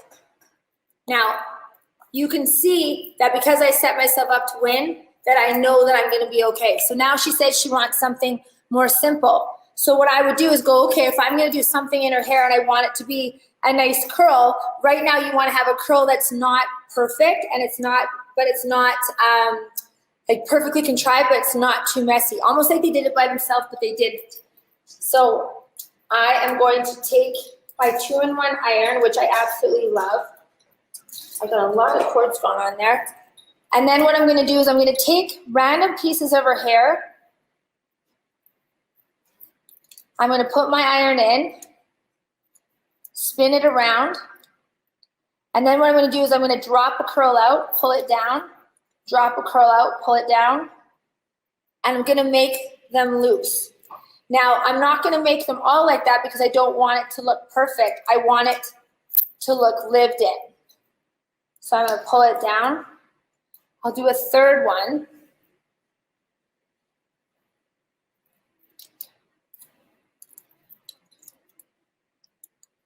Pull it down. Now, if you didn't get the blow dry as on point as this one is here, what you do when you finished is you take your iron, you grab the end of the hair with the iron and you pull it straight.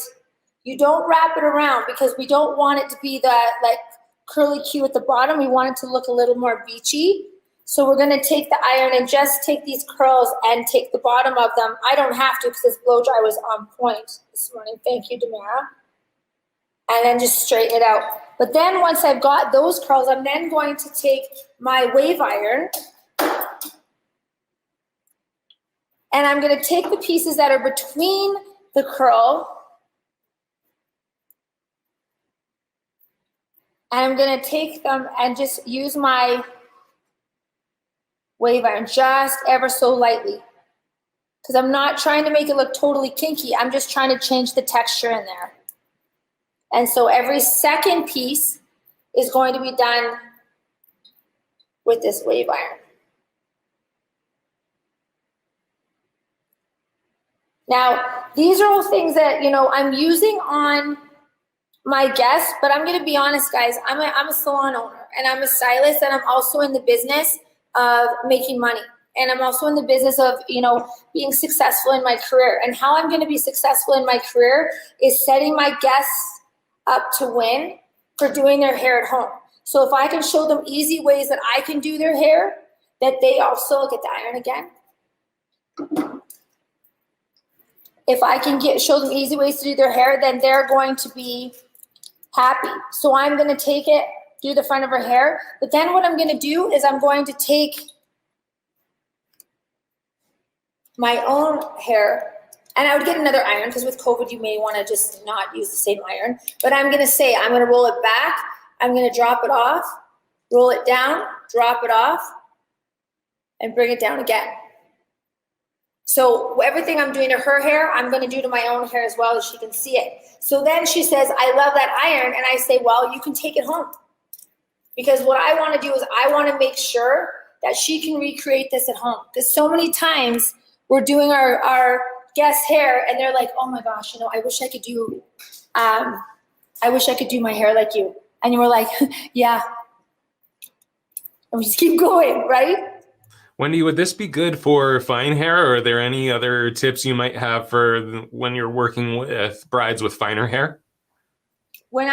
That's a great question, Andrew. So when I'm doing brides with finer hair, I'll use a lot of the same techniques, but then I'm going to be really careful on where my focal point is. Because I want to make sure that, you know, if I'm going to be pulling the hair back, I need to make sure that it doesn't look too fine in the front or through the back.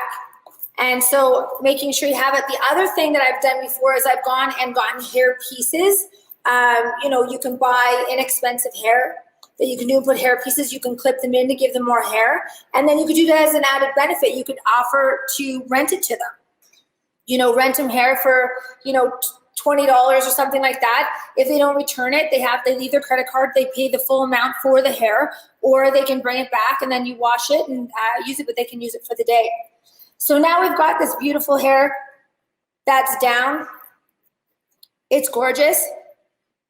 Mom of the bride walks in and says, no, it's not good enough.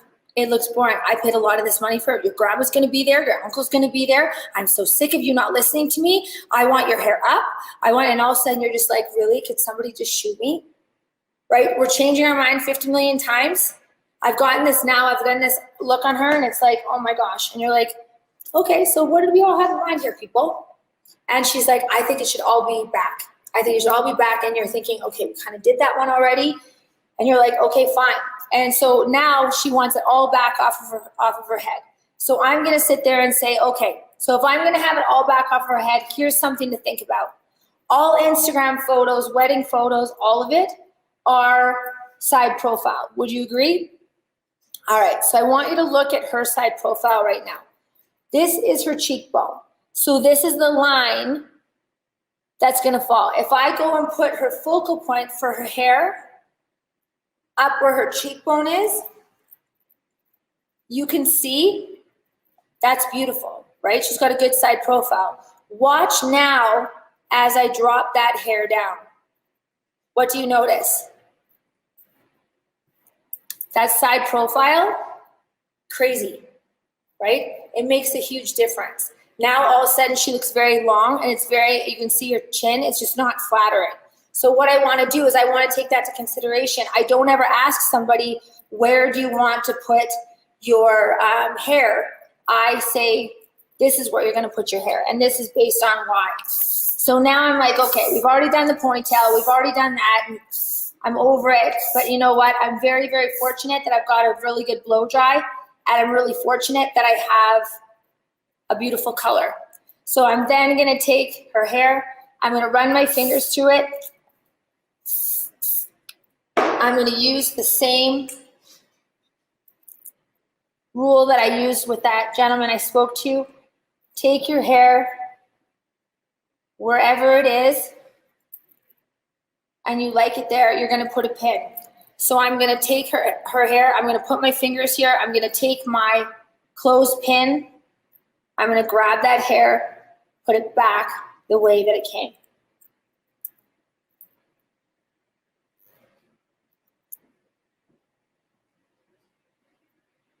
I got 3.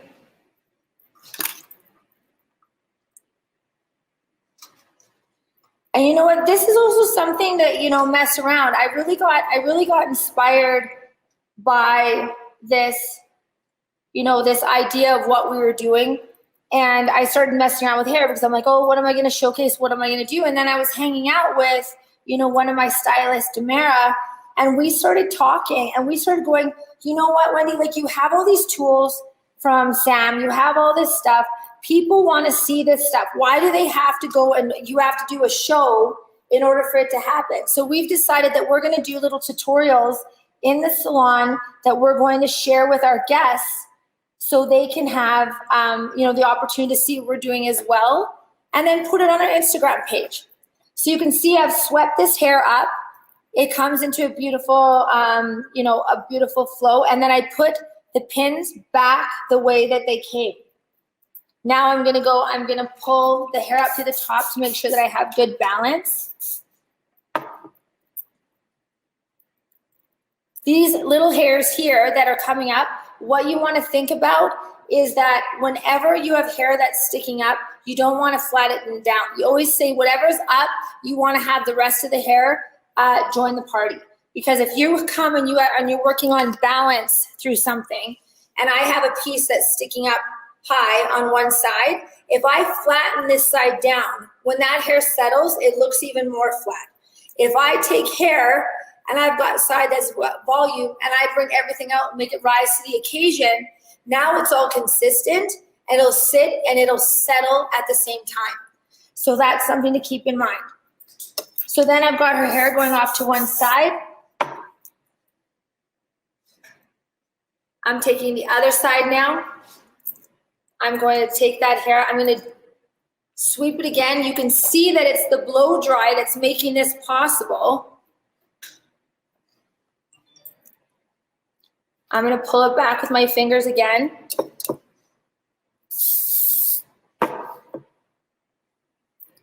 Now my mom keeps texting me, guys. I never should have said anything. I don't even know what she's saying. Have I said any bad words? Okay, because that would be something that she would say. You dropped the F-bomb a couple times, but we bleeped it out. Don't worry. My mom would be calling the salon if I dropped an F-bomb. Yeah, no, and I also have a little 6-year-old Angelo that's watching, so I need to watch my mouth as well. So I would. But you know what? That's another thing we talk about is, you know, when it comes along here, I actually just reminded myself of something is, I'll get you to come on the other side, Damara, is, you know, professionalism and verbiage. And so if you're going to do a formal finish and you want to charge the amount of money that you charge for your formal finish, you want to use words that reflect that. So you want to say things, you know, I'm not gonna say, oh, you know, I'm gonna take my rat tail comb and I'm gonna back comb this hair, and then I'm gonna pull it back and I'm gonna take a bobby pin, I'm gonna pin it to your head, and then I'm gonna give it some squish of hairspray and go from there. I'm gonna use words that are intelligent. I'm gonna say, you know what, I'm gonna take the hair, I'm gonna lace it with my lacing comb and create some volume. Then what I'm gonna do is I'm gonna take your hair and I'm gonna drape it back. I'm gonna lightly take my fingers, drape that hair back, and then what I'm going to do is I'm going to take fasteners and I'm going to just secure the hair in to your head, creating, you know, some pieciness. And then you can see the pins on the back, but I'm making it into a little bit of a decoration so it looks like it's meant to be that way. Then what I'm going to do is I'm going to take my hairspray and I'm going to lightly mist the bottom of the hair. Now, this is a really important thing to think about. Whenever you're using any kind of hairspray, you want to not do the big glamour spray, all right? The big glamour spray is not going to be productive. What you want to do is you want to do light mist. It's the first part of the spray is the best part of the spray and has the most ingredients in there. So you want to take the hair lightly misted.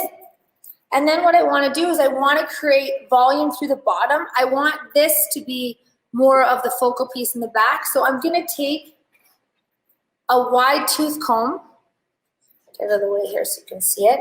And then I'm going to come underneath the hair and I'm just going to build my shape a little bit. Hey, Wendy. Yes. There was a great question from Laura because she was asking about using Fashion Work 12 versus like a 32. Can you talk a little bit about like the selection of what kind of hairsprays you use at different parts of the style? Yes, absolutely. You know, and thank you very much for that question, because that is something I think that the products that you use and the spray that you use can make or break your shape. So as you can see, my lovely bride today, she changed her mind 3 times. You know what I mean? And so if I were to use something with a high hold, I'm really making a commitment at that point about what I'm using. And I want to be able to back up at the last minute. And so using something that's workable that I can get my fingers through is important. Once you put it in, you show them in a mirror, you show them their side profile, you show it from the back, you show it from the front, you get mom, grandma, everyone to look at it, everyone signed off on it. That's when you can go, and I would probably move into my triple take 32 and spray it at that point. It's important to really be careful on when you do that.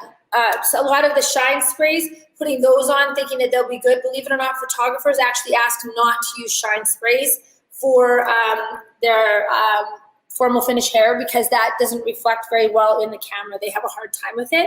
So you want to make sure that you're using something and taking that into consideration as well. I hope that answers your question. Hi, Mary Wilson. Awesome. So you can see then that this is coming down. So I've got the whole look in her hair. You can see how many times that I've done it. And I think the thing that I would like to get across is that we freak out so much about our formal finishing and we get so caught up in it. But it's been 50 minutes since I started talking or since I started. And I don't even think I started doing hair for the first 5-10 minutes. But how many looks have I put in her hair in that time? If you have the proper foundation, it really, really makes a difference. And I know that people say, I don't have time to blow dry, I don't have time to do it, but what you don't have time for is to fight, and to fight with the hair, to fight with the guest, all of it. So you have to set yourself up to win. And when you do that, you will feel so much more successful with it.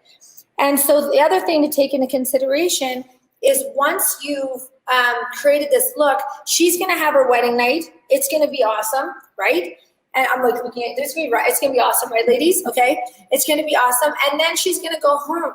And then my biggest pet peeve is I go to a wedding, and then the next morning you go for breakfast, okay? And you go, and the bride walks in, and how does she look? Wet hair. She's got wet hair because she had to wash it, because she had this updo in her hair, and it looks terrible. And so now it's the next day, she's like drowned rat. She walks in, but she didn't have time to do her own hair because she's got to be at the brunch that's happening in the hotel. If you do the proper foundation, you use only the minimal amount of pins that you need, you set yourself up to win. She can go to bed, she can sleep on that hair, get up the next morning and go to brunch, and it looks like her hair is done again. Because what you've done is you've sent her home, you know, you've given her an iron that taught her how to touch it up. The products that you used were soft. She can take her hair out. You can also, a really great tip if you want to share with somebody for going to bed with long hair, is you have them take their hair, put it middle part, pull it back to the center. I did this to my hair last night because we spent so much time getting it ready. I didn't want to wreck it. You pull it in, you twist it up once, bring it there, twist it again, and wrap it around.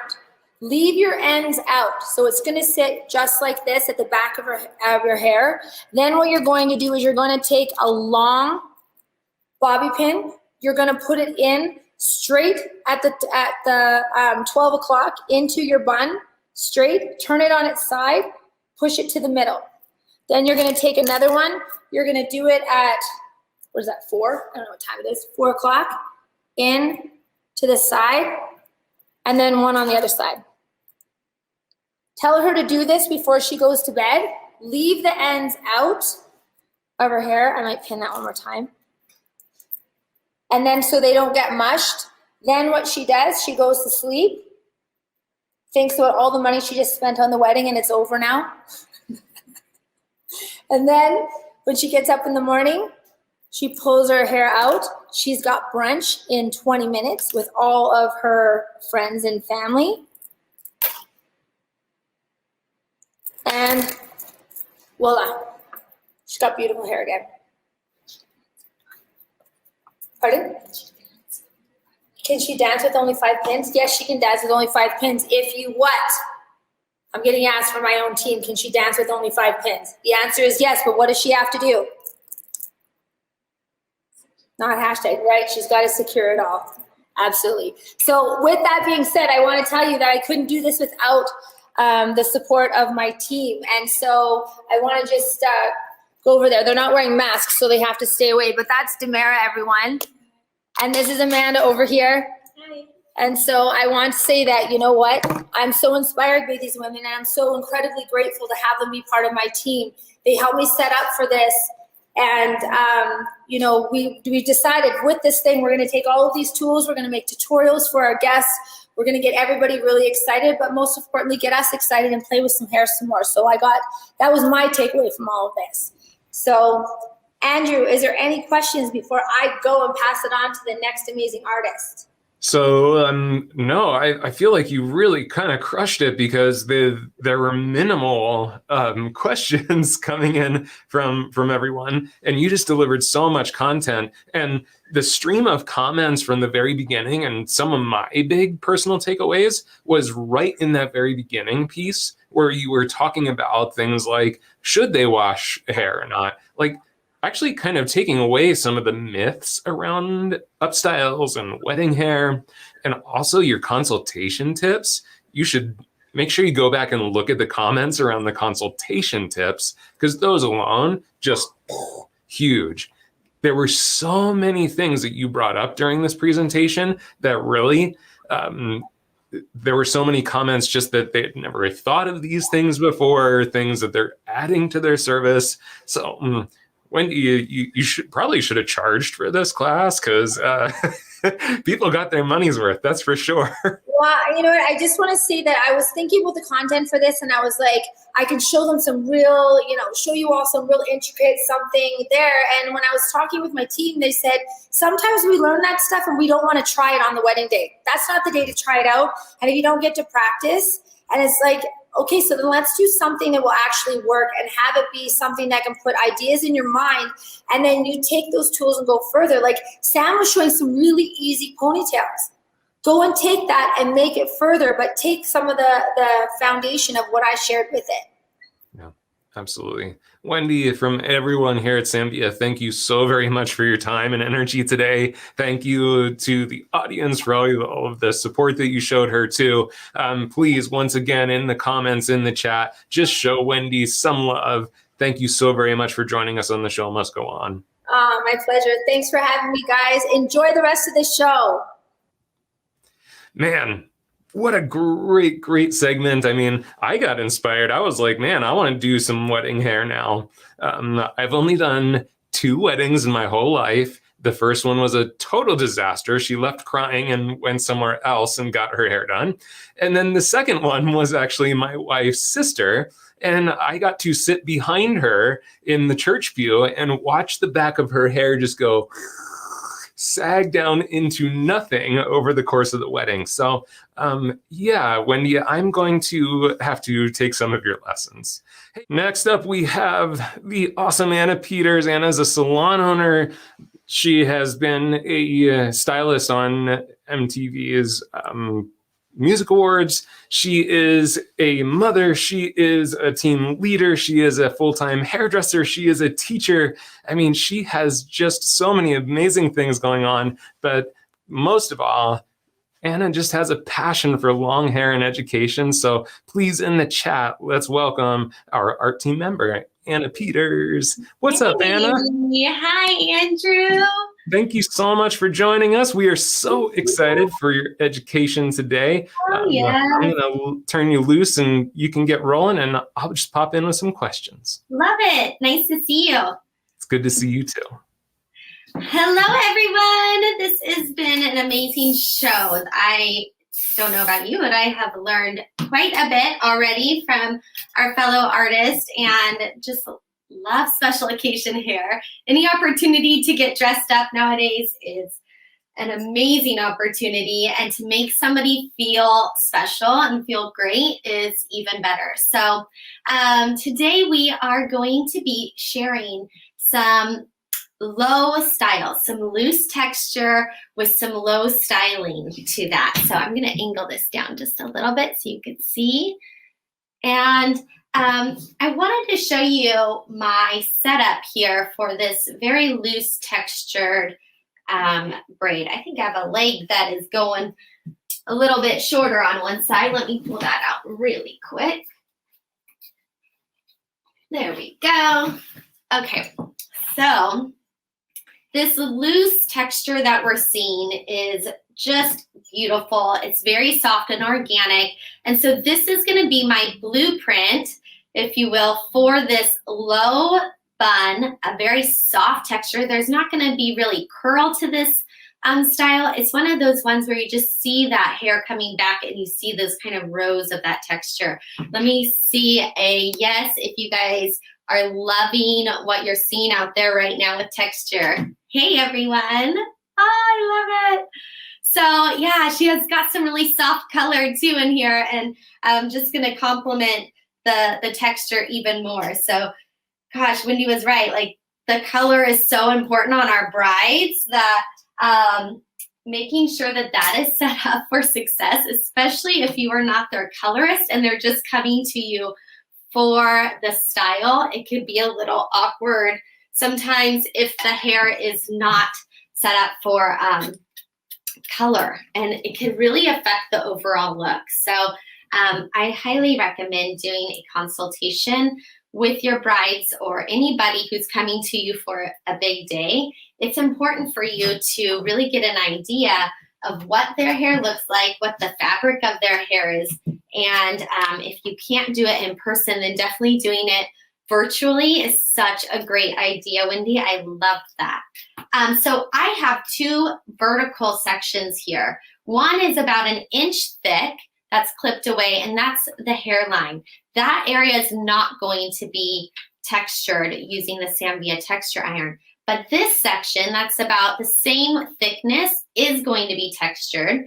And I'm going to take this into 2 sections, and I'm going to go in vertically. So I want the hair to all flow back like this towards our point of reference here, our ponytail anchor. So I'm going to place the Sambia texture iron in the hair vertically because that's the way I want the hair to flow. So I'm just compressing that, and you'll see that we're getting that nice texture. And I always make sure that we prep the hair first with something that's going to protect it from the heat. So I'm taking that texture right to where, I'm going to turn her sideways for you. So I'm stopping right when I get to that elastic. So I'm not going through the ends, okay? We're going to leave those ends out. So here I go. I'm going to take the second section here, and she's prepped with Redken's Iron Shape for heat protection. Very important, especially if you're working with pastel colors like this. And I'm going to just vertically place that texture into the hair. And this tool is a game changer. If you love upstyling or low styling or any type of styling, even on yourself, this is such an amazing tool to have in your toolbox. So just draping that hair over there now. I'm going to go to the other side. So when I'm working with one tool, I'm going to continue doing all the areas on the head that I will be using that tool. So you can see I have everything sectioned out so I don't get confused on what I'm doing or where I'm at. And then I just go to those sections where I'm purposely placing texture, volume, direction, and I'm going to use that tool there. So let me see. Anna, did you say what size sections? I don't know if I caught what size sections you're using. Yeah, great. Thanks for asking. So it's a 1 inch section, right about, for her, it's in the front of her hairline or front of her ear to her hairline. And then the section behind that is the same width. So about 1 inch wide vertical section. Yes, and guys, please play along with us. We love the questions, and we are here for you. So I really want to make sure that everybody gets what they need today. And so if there is something specific that you're needing, I don't know if there's any way you haven't gotten it yet because they had so much information. But if there is, I'm the last one up. So shoot away, and I would love to help you get what you need out of today to feel more confident with your styling in the salon. So you can see I'm just working this texture iron down till I get right to that elastic. I'm just letting that drape over. Second section, I'm not going into my clip sections. I'm only working that 1 inch that's behind that hairline section. Does that make sense? Awesome. So you guys have made it through this whole show. And now we're here and we're going to be doing some low textures. What is it that you guys feel like you are needing help with when it comes to low up styles or creating a looser, more organic texture? Just drop your questions in the chat box so we can see what it is that you guys are really needing. I'll tell you what I need, because I shared my experience with doing my sister-in-law's hair. Yeah. She wanted one of those kind of lower styles. Like, how do you create something that will sort of hang softly and low that doesn't just keep going lower and lower and lower? Good. Yes. Yeah, and I remember that happening to me. So this is the top section, just really quick before I share that. This section is like a triangle section that is dropping down to the high point of her head back here. And it's just kind of, I'm leaving out a section that I read, and I'll show you how I read that section, that's going to cover enough of this texture. So, and I just love how this looks on that color. It's so beautiful. So let me clip this out of the way. But Andrew, I remember when I first started doing upstyles, and everybody I knew was getting married, and I was in my 20s, and you know, there's an age range as a stylist where everyone that's coming in your chair is like getting married or having babies. And so that's where I was at.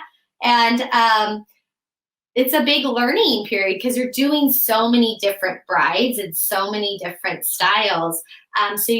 Once I learned to work with foundations, that changed the game so much. So I'm going to tilt her back again for you so you guys can see what I mean by reading the section. So just like in hair color, how we read our section before we apply the highlight. So you take your weave or you take your big tease section and then you read it. So that means reading it like this. Is this amount of hair enough for what I'm wanting to cover what's underneath here? Or is it not enough to cover what's underneath here? So that's a really important step when you're mapping out your blueprint. Even for the most organic, soft textures, there's a lot of intent and purpose placed in here for that. So clipping that section out of the way, this is the amount of hair I need. This is the amount of hair I need back here to texturize and get the volume that I'm wanting. So when we put a ponytail foundation in, that is going to be our strongest anchor to work with. And so a ponytail foundation is going to give us a center point, a focal point, and it's going to condense an amount of hair, right? So when we're trying to create a low bun or a loose, low tousled style, and we go in with the ponytail, sometimes it just grabs it all together and we're pinching and pulling. We're trying to not lose the strength that we just created with the ponytail, but also to get volume and texture at the same time. So in this case, we're going to place one ponytail first, and then we're going to gather hair loosely with a lot of volume and texture over that, and then create another ponytail around it. Awesome. So with maybe clients that have fabrics that already have some texture in the hair, this wouldn't be as necessary. Yeah, this would be, well, I think it's a really good practice because you're going to get a really clean idea of where exactly to place your foundation. So get that first ponytail in. And in this case, I incorporated the underneath hair into that first foundation ponytail. So you could see I have a really nice, clean hairline down here. Then once you get that, that's your anchor. Now you could build off of that and continue to get softness and movement. And you don't have to worry about making that ponytail strong because you already got one underneath that's holding it all together. So it's just really helped so much to work that way with two ponytails. And that is why people are coming to you, because you are the expert and the professional. So anyone could put a ponytail on their head and twist it around and call it a bun. But have you put the thought and intent into what you're doing to really get the best results and the longest holding style for that special occasion? Yeah. Hey, so I thought it might be good for me to share with you some of the things that people typed in, because you asked what are some of the challenges they're having. So this will give you some points that you can touch on as you're working through. Jerry and a couple people actually talked about, oh, it's struggling with balance within the shape. Shirley mentioned making it hold, which we've talked about. Oh, yeah, the droop or the bubble at the nape area. That's always fun. This little right here. So working with that ponytail first and getting that nice and clean so you're not managing so much hair and trying to also get it loose and get it to hold. Right. Yeah. Great. And pinning, definitely pinning is something. Pinning and types of curls. So those are the things that came up. Balance, pinning, types of curls. Got it. Thanks, guys. That's so helpful to know. When we come on here, and this is, I don't know what show it is, but we're so excited. All of us love teaching, and we love this opportunity to connect with you all. So we want to hear what it is that you guys are needing so badly, because sometimes it can get lonely out there in the social media world, and it's like, what is it? There's so much content out there. So, all right, here is my second layer of my ponytail. This is the fluffy one, okay? This is our spongy, nice, full texturized volume. And you can see I can start to really blouse that up, okay? But what if she doesn't want to see the ripple, the texture? So that's why we're gonna go in and we're going to put this smooth crown around this and make it all come together. So I don't need to worry about this getting messed up because it's so beautiful and full and texturized. I'm just gonna use my elastic and just do another ponytail. It could just be 2 loops around, okay? So look how nice and full this is getting now. Now it's up to you. How much do you want to pull? I'm gonna just pinch and pull just a little bit because I really want my top layer to be the one that's showing all the texture. This is like your cushion that you're putting in there. Does that make sense? Give me a thumbs up if that makes sense. If you learned something already. Hey, what type of brush were you using? Levin's asking. My favorite. This is a Sambia finishing brush, and this is a great one for when you're not wanting to really take out volume or to take out any teasing. This is the brush you're gonna wanna reach for, and it just will brush over the surface. It's great for smoothing and just creating a really nice soft finish. So this is the one I work with while I'm styling. If I'm going in and I need to tear down a look and get through to another style, I'll reach for this brush right here. And sorry, I have her hair in it, but this is gonna go in and really, you can see the bristles on that are going to drag out any teasing or texture or knots. Or you could also go in with your Sambia Artist Series paddle brush, but these are my jam. I love them, and they are by my side at all times when we're styling. So just really picking up the tool you need, making sure you have all of them in place. Okay, so let's say she comes in and, you know, I agree 100% with having them come in with clean, dry hair. We do not like to work with dirty hair on a special day. It's just not right. You know, you've spent all this money on the dress, on the shoes, on the entire event, and the last thing you want is smelly, dirty hair, right? So we have them come in with clean hair. And from there, I'm able to really go in with the products I need to get the end result that I want. So for her, she has a fringe. She has a curtain fringe. And maybe she wants to wear that, and that's great. I'll show you 2 different ways to style this right now. We'll finish with it all going back. Does that sound good? Thumbs up if that sounds good. So we're gonna style her fringe first into a curtain fringe because maybe she wants to wear that, okay?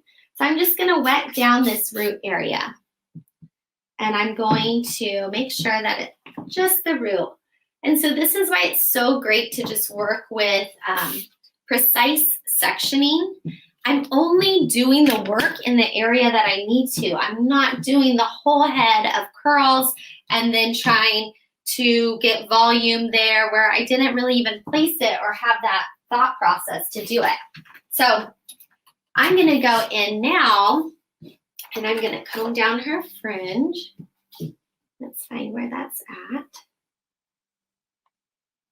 And let's say she wants to wear a center part curtain fringe. So when they come in, we need to start asking ourselves and them these questions.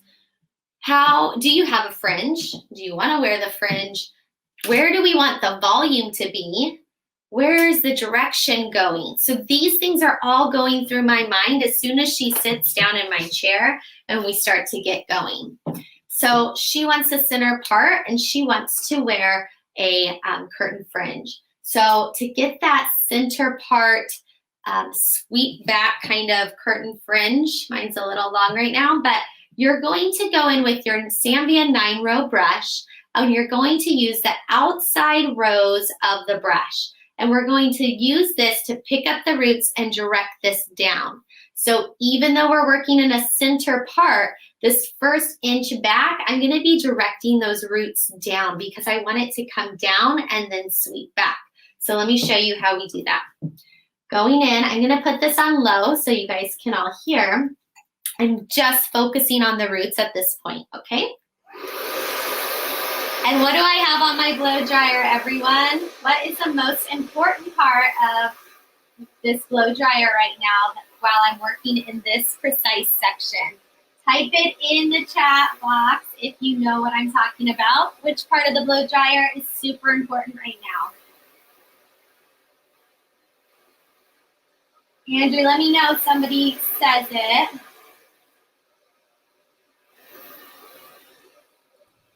All right, we've got nozzle, concentrator, concentrator, concentrator. That's right, people. This guy right here. This is so important because look, I'm not messing up any of the other hair. I'm not just blasting her hair dry. I'm going in with intent and purpose in this section right here, and I'm just working right here. And I'm just blow drying that root with the nozzle, just focused on that area. I'm lifting it off her head a little bit to get a nice natural volume, but it's all coming down. Straight down. So once that is completely dry, then I can go in and take my round brush, whoop, and I'm going to split this in half. And now I'm going to go in with my round brush and I'm going to make a little triangle pretty much out of this section now. Let me clip that side out of the way so you can see.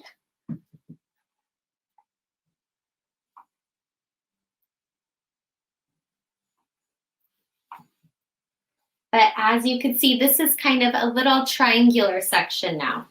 So I'm going to elevate this and I'm going to get completely on base of my section.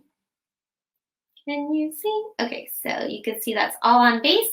I'm going to elevate this and I'm going to come in from the front. So my brush is vertical on base of my triangle. I'm going to come in and I'm going to follow that nozzle around that fringe. So my arms aren't moving a bunch with the brush. I'm just letting the brush really do its job in creating that roundness there. And then I'm going to, let me do it so you guys can see. I'm going to follow this down all the way down through the ends to the side. And so my brush is still vertical and my ends are falling back. So there's her swept back, but still has a nice volume to it. So let me do that one more time. Salon speed now. I would go like this. And then I would come in and bring those ends down. All right. So that's the kind of swept back full curtain fringe that can drop out, and it's going to have a nice shape to it.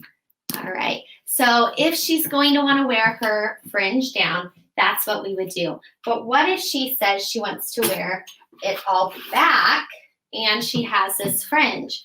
So you could see if these ends go back, they're not going to reach to the ponytail.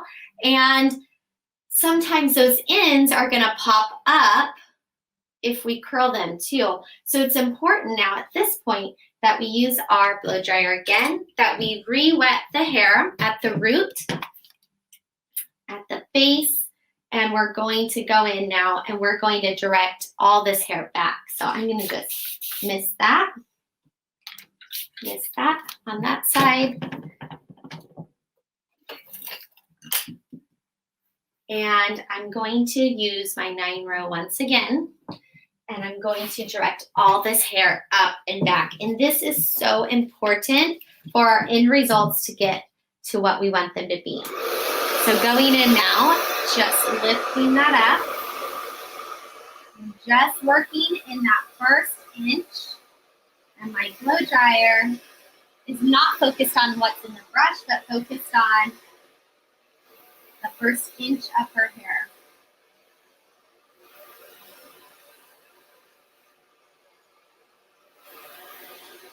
So it's so important, especially for looks that are going in the opposite direction of how they would naturally lay, that we work them from wet to dry into that direction.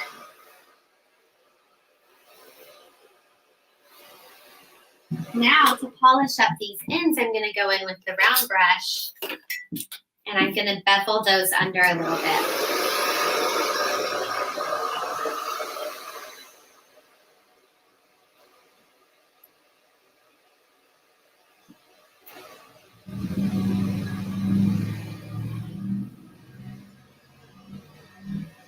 So brushing through my section, placing that hair over the brush, coming in with my nozzle, again building that volume and that roundness, and then just gently pulling those ends through. And those will just start to melt right into the rest of the hair if they're polished in the same volume and shape as the rest of the hair. And then just pulling that through. Now we don't have to worry about those. And we told them who's the boss, and they're gonna do what we want them to do. So, all right, now we have this beautiful, nice texture over top of our full volume that we have underneath. So now it's about placing that how we want with the products. So we're gonna start with using powder grip. And this is Redken's Powder Grip 3. And I'm just going to start spraying that through.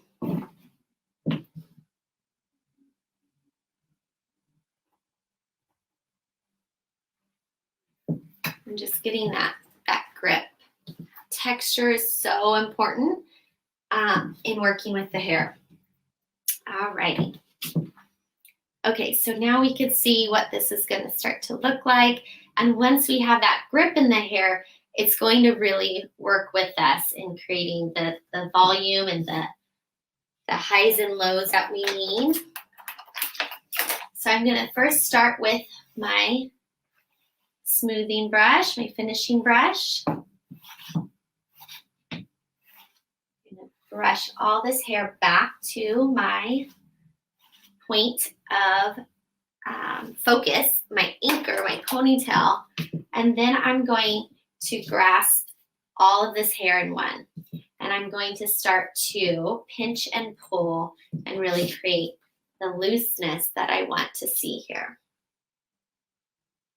Just by pinching that hair together, because of the product and the volume that we have already underneath, we're just going to get it to do what we want with our fingers. working with our hands. I'm going to use the camera as my mirror. So if you're ever struggling with balance, I think that was one of the questions, is I can't stress enough to work with your mirrors and step away from your work and look at it from afar, because we get so focused on what we're doing right here that we step away and then all of a sudden it's completely crooked. Has that happened to you? I know it happened to me. Of course, yes. Of course it has. Oh. Hey, there was a question about the powder grip. Like, what's the purpose of the powder grip? That magical dust. Yeah, the little magical dust. Don't get it in your eye or don't breathe it. That's one hot tip for you. It's strong. Its control is of a 3, which if water was a 0 in Redken's product line, this is a 3. So it's not that strong, but it is so powerfying. That's a new word. It's so powerful. It's a matte finish, and it gives it just like this really kind of like cotton candy texture, so that you can really just manipulate the hair even more to get volume and hold. So I like to use it on my surface layers so that I can get the texture that I want, and it's not too silky and flat. So just building and building and building. And so now I'm gonna go in with Redken's Fashion Works, which is a workable hairspray. And again, just using my fingers. We're gonna now do our twist. So I want you to look, does this look good to you? Is this the look that you're wanting to have? Powerfy. That is definitely gonna be a new word in my vocabulary that I'm gonna start to use. So it's up to you on how you like that to look. Do you want it to cover the ears and drape back loosely? Or do you want the ears to be exposed and this be tighter? So work with your mirrors. If you don't have a mirror, step away. You could always just clip this in place, step away and look. Let the bride see, does she want her ears covered or does she not? Let's turn her forward so that we can see what it looks like from the front too. So we're seeing our brides just really kind of wanting a more natural, looser finish. And so that's what today my section was going to be about, is really just how to give a polished, a professional finish, but that modern texture for these brides that are just a little bit more minimalist and don't want maybe all the curls, and maybe they want texture, but not the ones that we've been seeing for 10 years with the beach waves and all the texture in that. I mean, it's beautiful, but sometimes people are ready for something a little different. So our next look is gonna have some really beautiful waves in it. Alrighty. So let's secure this now, this second layer. We have good volume. I'm happy with the direction. So now my final secure is gonna be with a bungee. So I'm going to secure this, put it into the top of that ponytail underneath, and I'm going to wrap. So the reason why I'm using a bungee now is because this is not going to disrupt the volume and the texture that I just created. Would you agree that if I went in with an elastic right now and tried to twist this around the hair, that it would really move this around and disrupt it quite a bit? So there it is from the back. And from here, now I can really pinch and pull. But it's just creating that foundation that's going to set you up for success and give you the look. You're not guessing. You're just going to get what you want and what you came for. So going back to principles and doing the right steps each time.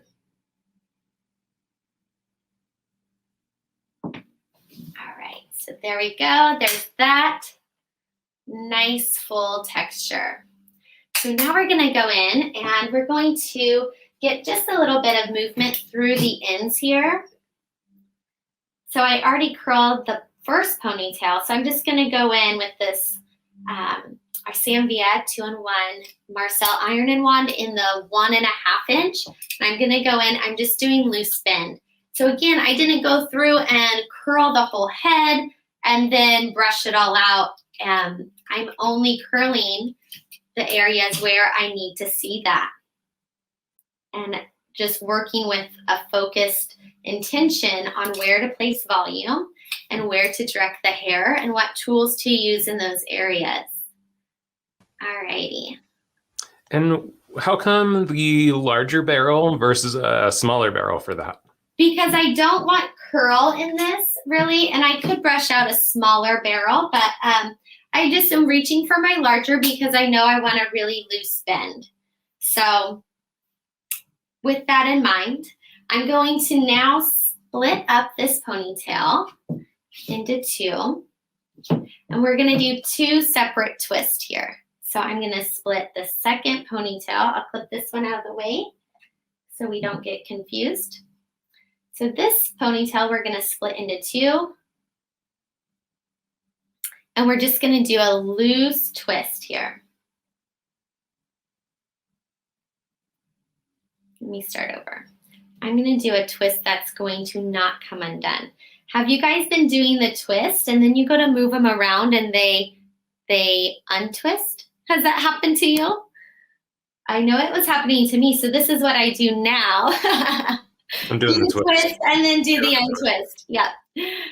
So with my 2 sections that I'm going to twist, I'm going to go in and I'm going to split that open. I'm going to cross it over and just grab the top section. Now, each time I do this, I'm splitting it up in a different area. So what it's doing is it's confusing my twist and locking it in so it's not going to untwist when I start to move it around. Of course, you could do a rope braid for your twist to not come undone, but that's a little bit of a tighter twist and harder to get it to loosen up. So this I want to make really big and frothy. So I found that by doing this, this really helps. So I go in, split that up, open it, twist, grab the underneath, and just hold on to the top one. These come together now. And every time I do this, I'm splitting it in a different section. So throughout, there's little hairs that are woven in between these 2 twists.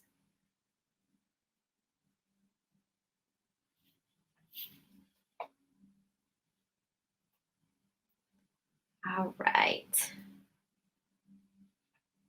So all the way down to the ends. And I'm just going to tie an elastic around that.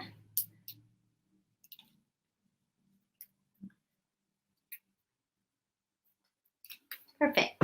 So now when I move this around, it's not going to untwist. It's going to stay together. And if you've done twists and you've worked with them in your style, you know what I'm talking about when your 2 sections come apart. Let me see a high five if that's happened. Okay, so now with our second one, we're gonna do the same thing and we're going in the same direction. So I'm gonna go a little faster now, split that up, open it, grab the top, pull it together. Split it up, open, grab the top, put them together. Split in a different section each time, open, cross over, grab the top, and the bottom joins the other hand. Awesome. Open, cross, join together, split open, cross, join together. All right. And we're loving how accessories are so hot right now. It makes it so fun to put jewelry on hair. I mean, that just is, to me, the best thing. I'm not a big jewelry wearer, but I'm pretty simple usually. But to dress up hair is so exciting to me. There's so many options, and it's just so beautiful in the styles. So there's flowers. I have some necklaces that I'm going to be working with. There's pearls. They're so hot right now. So we have our 2 twists. There they are. And now we can start to, you could either grab an end if you wanted to bunch this up on there, or I want to make it like really big and full. So I'm just going to pull these twists apart a little bit like that. And then do a little bit of fashion work. And I'm going to do that to this one too. Just pulling, stretching that, and getting them nice and full. All right. Now we're going to take these. We're going to just twist those together. Oh, I'm not twisting. There we are. We're going to twist those together. Now look how big and beautiful that is. So now look, all we do is twist this up on top of itself. And let me get her centered back so we can see. But we have this really beautiful, I can't tell if oh, her head's crooked, that's why. I'm like, why is this? There we go. Okay, so place it before you pin it. So make sure you're looking in your mirror and you're just going to pin that, and then pin where your fingers are. Heard that a few times today, so hopefully that's a takeaway for everyone, is the pin goes in where your fingers are. So here we are, we're working with a foundation of a ponytail, so there's a lot of strength under there. And I'm just going to go in and pin right into that. Here's some fingers over here, pin there. And I don't move my hand until I get a couple pins in there and it feels really secure. There we go. I'm gonna turn her so I can see what's happening on this side. That needs to come over and this needs to twist. So I'm gonna stand directly behind her like I would in real life, and I'm gonna get this right.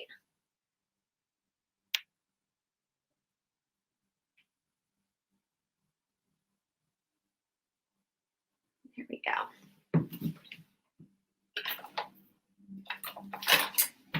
Where's all my pins? Does anyone else's tray just get full when you're working? So full.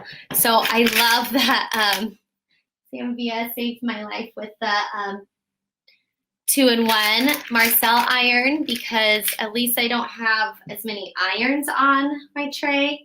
But no matter what, I just am kind of like a crazy creative when I'm working, and there's stuff everywhere. All right, so here's a really nice, loose, full, twisted bun with some really nice, loose texture, and we can pull pieces out if we'd like. Give her an even softer look. But there's that. So beautiful. Look at that twisty goodness. Hey, let's see. Angela Wood was asking, do you have a favorite pin to use? You know what? I reach for Diane's grips a lot, and then Tear Sheet came out with some amazing ones that are matted. Let me see if I could find one. Where is mine? I can't find one of those right now. I'm missing quite a bit of my pins from a reckless creative photo shoot we did recently where I just was like a creative mad lady. But Tear Sheets has some matted grip ones that are really awesome. They have a lot of extra grip to them, and so I love working with those. All right, guys, so here's where we can have some fun accessorizing. So we have these really cool sticks, pearl sticks. So I suggest that you get your bun in place before you go in and place something like this in there, just to see where you really would like to place them. And this isn't holding the hair at all. This is just the accessory. So I'm gonna go in and I'm gonna place one right here too. And then we could go with sticky pearls. These come from Amazon, and I'm sure they have them other places. But these are really fun because they can just stick to the hair, and you could place them where you wouldn't be able to place a pin.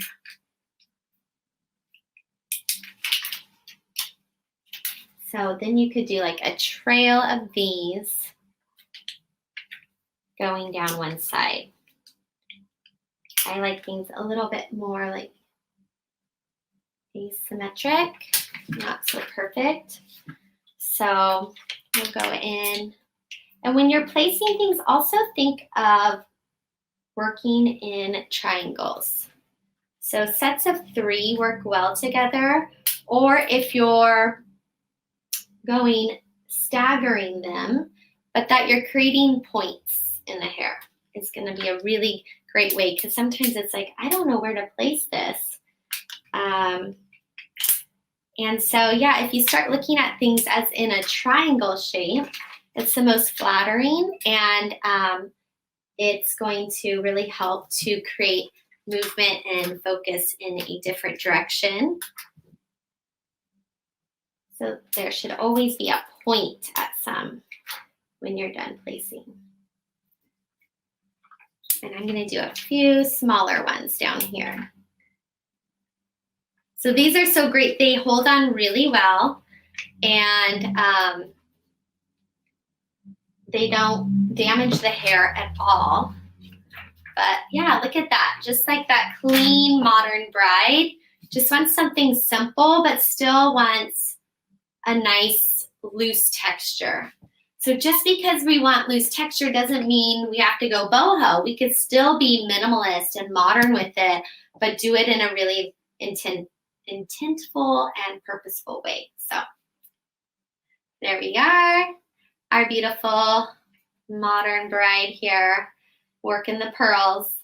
Okay, so the next look I have for you is going to be one that is focused on using the double waver. And she's a little bit taller than my last guest, so I'm gonna scoot her down a little bit. Perfect, great. All right, how's everyone doing? This has been such a full day, and I'm so thankful that you guys are all still here and participating. And please let me know if you have any questions. But we are going to start working with the double waver now. Hey, Sam, or hey, Andrew. Oh, wow, what a compliment. Heather was asking, is there anything special that needs to be done to remove the pearls? Nope, nothing at all. Just take them on off. All right. You can use your tail comb if you'd like. Be fancier about it. Okay. So now we're going to work with the double waver. Have you guys seen this thing? It is so amazing. And I am having so much fun using this for volume. So think of the texture iron, but on steroids. So now we have it in large format, and we're going to go in with placing it in a diagonal. So Andrew, do you have a slide that they sent you? I do. Let me bring that up for you.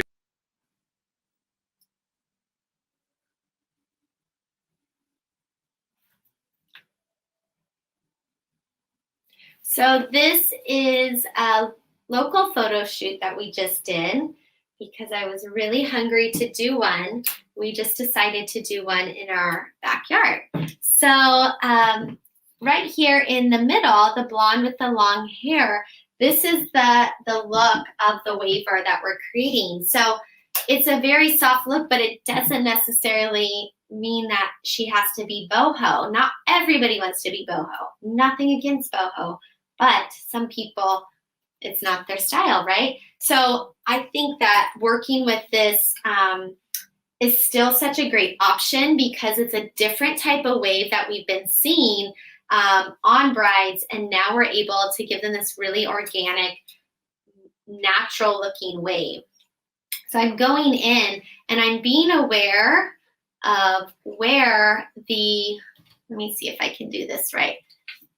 Here we go. I'm being aware of where the humps are. So this one is going to push volume up, and this one's going to push volume down. So when I'm going in diagonally here at her hairline, I want this to go in. I don't want it to pop up. So I'm going to go in and I'm going to place the popping up one down. Does that make sense? I'm saying a lot of things right there, but you want the volume going down here. So just be aware of which hump you're working with close to the head, okay? Or barrel, I guess that's a nicer word. I'm sorry, Sam. Barrel would be the correct word for finding which barrel to use closer to the head. Alrighty, so now I'm just going down, and this iron is so great because it's really easy to find where you left off and fall right into those crescents. So just working that iron down the hair. And then I'm taking another diagonal.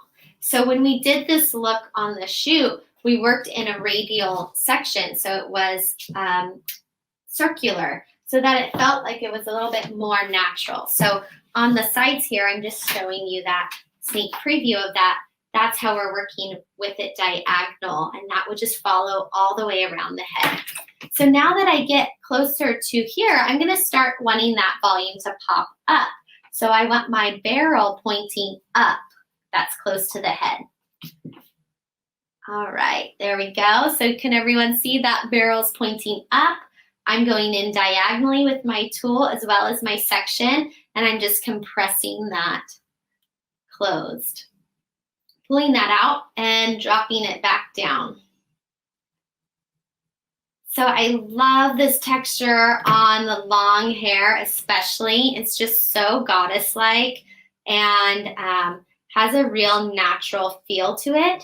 So you think of those natural curly haired clients, or maybe you, and when you brush your hair out and it gets those big soft waves that go in and out versus vertically. Awesome. So going in, next section, I'm going to do this to both sides. All right, so now we're here at the hairline. So I want to be really thoughtful of what I'm doing with my barrel. Do I want it to go down or do I want it to go up? I want mine to go up.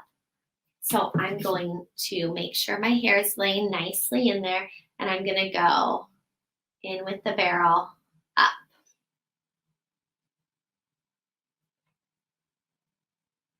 So you can see there's a lot of thought behind every move that we make so that we aren't trying to make up anything later on. Everything has its purpose and reason, and we're gonna get the results that we desire. All right. Obsessed with the waves. Yes, me too. It's so fun. All I've ever wanted is big, wavy hair. And I got the skinny hair. So this thing is fantastic, as well as the texture. And look, when I get to the top of the head, I'm holding this hair straight up loosely so that I can still close this on it, but I'm closing that with the barrel going up. Ooh, Levin Life just totally did put this together so well. She said an easier way to do that is left hand for first row, right hand for second row, right hand for third row. I love that. Just like making it as simple as switch hands, like use the different hands, which flips the position of the barrel. Absolutely. That's great. Yeah. Looking at the logo or looking at the back, right? And knowing which barrel is on which side. Perfect. So look at all that. We're going to run our hands through this, but right now I'm just going to let that hang out. I'm going to do the opposite side. What a great observation. Someone's watching. You guys are all so great. So I already did this row that was facing down. And so I'm going to find my next row here. And we're going to go in.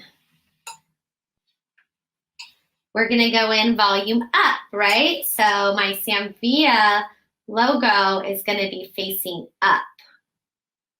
Volume up, Samvia's up. Yes, the volume is amazing that you can get with this. So cool. All right, and then you're just dropping it down to the next crescent.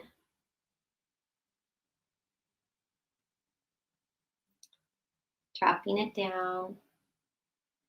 Perfect. We got one more section here. Right around the face. So being really thoughtful of how the hair is laying in the iron when you are working right at the front of her fringe. We're going to be going up. So I'm going to place that hair gently, laying that down, and then closing my iron. This section's a little big. So you never want your section larger than your tool.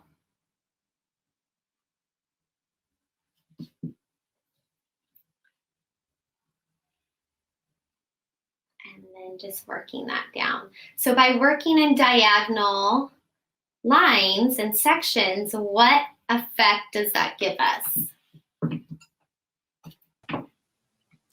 While they're contemplating that, Olga has a great question. How big are your sections? Sections are about 1 inch to 1.5 inches. Great question. So holding that hair, letting that fall over.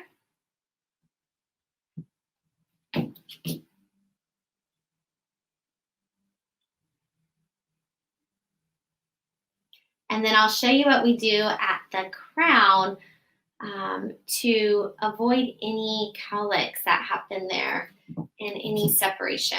But that's kind of fun to just look at it like that, right? Those crisp waves. Ooh. All right, so when we get back here, what we want to be aware of is when I come to this top section, this is where a lot of clients and myself included have a strong part or a strong cowlick. So we want to work with that. By doing so, I take a diagonal section straight across that cowlick, and that way I can disrupt that and not have a hard half vertical line down the middle, or it stack on top of each other horizontally. By working with the diagonal, we get a, did anybody write that? In there, we get a what effect with diagonal lines? Diagonal sections. We get, anyone? Softer, so we get softer movement when we work with a diagonal line in hair cutting, in hair coloring, as well as in hair styling. So by working with diagonals, the hair can move softer and we create more movement. Awesome, great job, guys. Okay, so now's the fun part. Underneath this, I have, of course, if you've seen any of our Show Must Go On shows, I always work with foundations in my styling. So we just did a ponytail foundation, and I'm going to now be working with a braid foundation. So we have them hidden within our style. Here's one that I was working on, and I'll pick up from and continue to show you how to do this.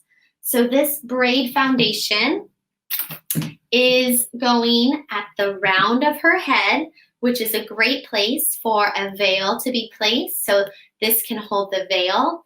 It also is going to be an anchor for my pins and my weight of my style. So I'm going to pick up my 3 sections, and I'm just doing a 1-inch cornrow here. So taking hair from the scalp and working this braid really tight to the head. Not uncomfortably tight. We don't want her to be in pain, but we want it to be snug to the head so that it's going to not move, and it's going to be a really strong anchor for those pins. All right. My friend that did a lot of cornrows in the salon, she would call them braid facelifts. Oh, yeah. That's awesome. I could use a braid facelift right now. Okay, so we're just doing that to the corners of the back corners of her head. So we don't want to go all the way to the side, but guess what? You could if you wanted to. If you had shorter hairs around the hairline that you needed to pin back, like these guys right here, if your braid came all the way to about 1 inch to 2 inches from the hairline, you can use that as an anchor to pin in those shorter hairs around your hairline. But for now, I'm just going to go to the back corners horizontally across the back, right at the round of the head, right below the round of the head. And I'm going to finish this through the ends. And then I'm going to pin it upon itself, and that's going to be this amazing strength for our style. Because I got some heavy jewelry that I want to pin into here, and it is not going to stay if we don't have a strong anchor in there. And this is great for like Indian weddings. They have a lot of headpieces and jewelry, and it's not light. It is the real deal, and it's so gorgeous. So if you can create an anchor of strength for them, it's going to really help that bride to relax and not worry about her headpiece falling off. Yeah, I did a French twist incorporating 3 ponytails 3 weeks ago. Great. Yeah, and so yeah, I am always working with an anchor every time I come on here in one way or another, because I believe in it so much as a foundation, as a principle, in creating a blueprint for our styles, as well as a really strong foundation. So a lot of the times we hear people struggle with upstyling, and one of the things is that they just get lost in the style. There's so much hair. Would you agree there's so much hair here? Does anyone know where her face is? It's so much. So you could totally get lost if you're not setting yourself up for success. So that's what these anchors are there for, is to just really give you that reassurance and that success that you need to get the job done. So I'm just going to tuck these ends right underneath there and do one more pin right through that center there. Perfect. All right, so there's one braid foundation, and this is all down the center back. And then here's another one right at the nape. So look at all this hair just covers it. You can place these foundations in there and nobody will know. And then you're set up for next look to quickly throw that together. So it's something that I love working with, and I'm just running my fingers through this beautiful texture now and just breaking that up.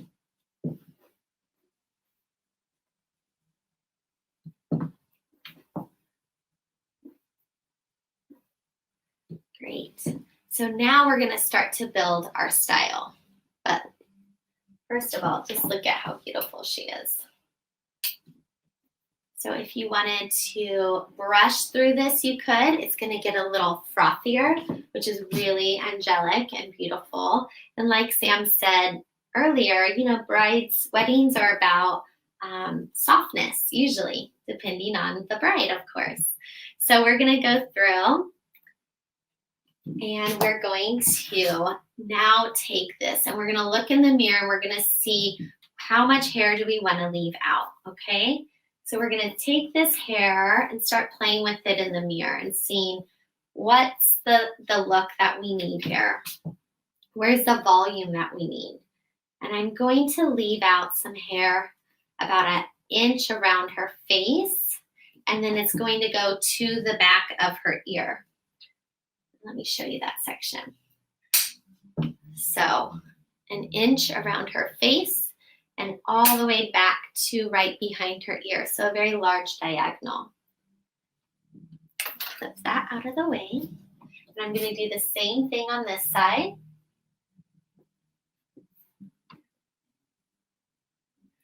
And now I'm going to take this hair and we're going to gather it with our fingers into our hands. Always checking the mirror and making sure. Getting that loose, beautiful texture that we want. So I love this for if the bride is wanting 2 looks. So the first look is down and very relaxed with this texture in there. And then the second look could be her low updo. So we're going to take this and we're going to just create an elastic. And I dropped some hair down to cover this braid underneath. Okay, so we're going to take this, create an elastic ponytail very loosely, just two wraparounds. And then we're going to pinch and pull and get that volume that we're wanting. But I love that these aren't curls necessarily. They're just these like beautiful in and out, very organic waves. So that right there is about like a half up, half down. Her braid foundation's right here. So you're always in your mind keeping track of where you're at with your foundations because that's where you're going to pin to. So the first thing I'm going to do is I'm going to take this ponytail now and I'm going to just wrap it up on top of itself. And we're going to create a very loosely twisted up style here. And I'm just going to pin that hair right down into that foundation. Where is it? It's right there. I'm going to go a little bit lower. There we go. And pin where your fingers are. Great. 2 pins. Perfect. And I'm just pinching and pulling to see what I like, to get the effects that I would like. Okay, so there's her first twist. Checking from the front, making sure that that's what we want to see there as well. Now we're going to gather this hair at the bottom here, and we're going to do the same thing. We're going to loosely create a ponytail.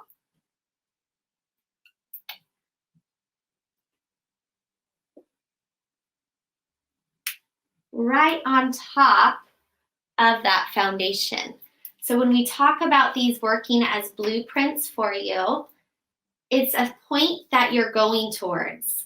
So my ponytails in the bun were the first thing I did. That was my point of direction. So I knew everything I did was focused towards there. Now we have these braids. So I know my ponytail that I'm placing right now needs to sit on top of that braid. So I'm not confused on where I'm at on the head, and I'm taking that hair and I'm putting it where it needs to be for the final look. And now we're gonna just do the same thing, twisting that, but we're going to twist and put it the opposite way. So it's going to just kind of hang out. Going downward, placing my pins where my fingers are always first, to get that hold, and then we'll go in, pull our hands away and see where do we need to adjust. So very loose, very organic looking. But wait till you see the accessories. Oh my gosh. So from here you can really pull and blouse that out as much as you want. You're so secure with that anchor that you're pinned into. And let me show you what that looks from the back. Very organic looking and very soft. Now we're going to take our sides and we're just going to drape these right into that. But first I want to show you this hair accessory. So this is this beautiful diamond, it's not diamond, choker that I got from a thrift store. And it's missing some pieces. I bought it a long time ago because I just thought it was so pretty.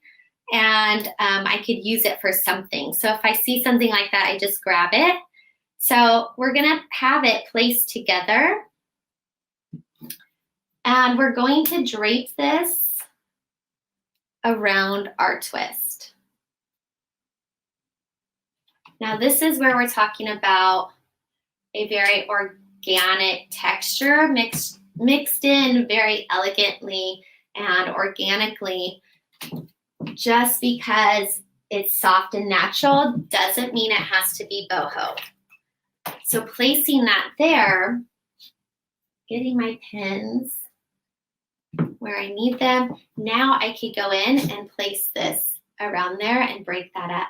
But what I did to secure this to the head is this is a very heavy piece and there's nowhere for me to slide a pin in. So what I did is I placed little clear elastics tied around the headpiece.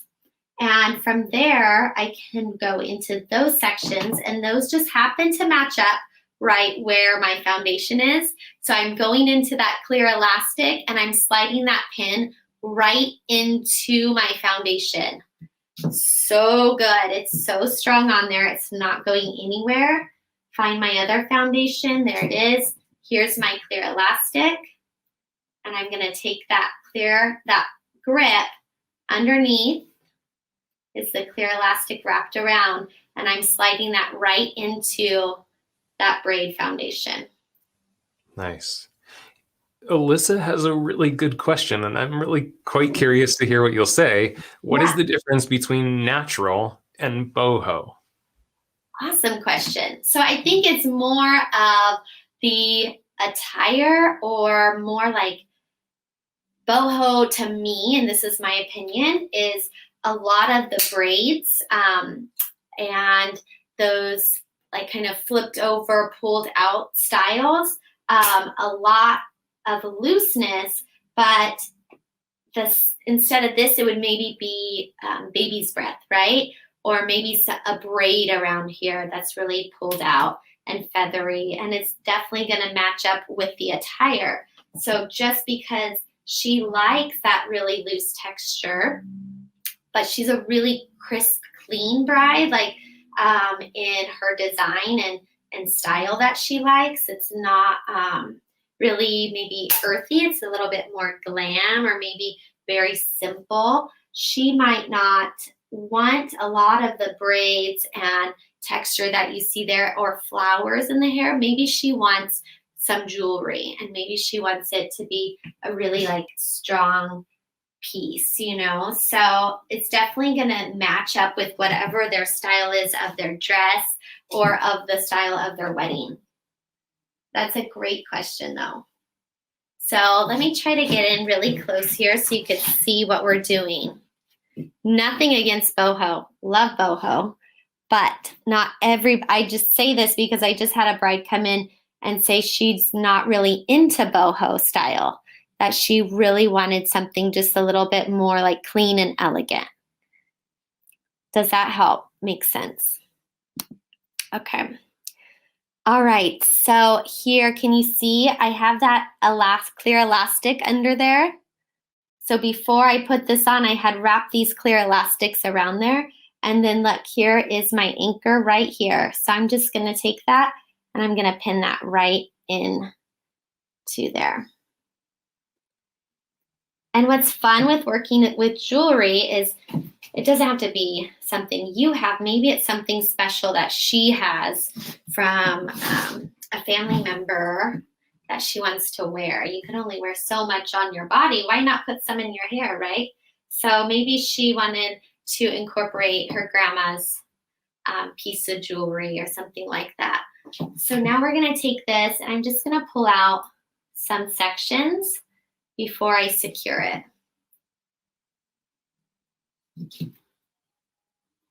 So I'm twisting and I'm pulling out sections along the way. And then from there, we're gonna just take that back. And then we're gonna pinch and pull and really soften this twist. And we're gonna go right into what? What am I pinning into, everyone? Write it in the chat box. The braid. The braid. Yes, pinning right into those foundations. Let me do this. There we go. And taking that and pinning that right down into there. And it is the best feeling, everyone, to feel that hair so secure and locked in. So you tell me, does this look boho or does this look more modern? No wrong answer. But I'm curious what people think. And maybe I'm using the wrong word. All right, so we're going to twist this side back now, and we're going to drop out pieces along the way.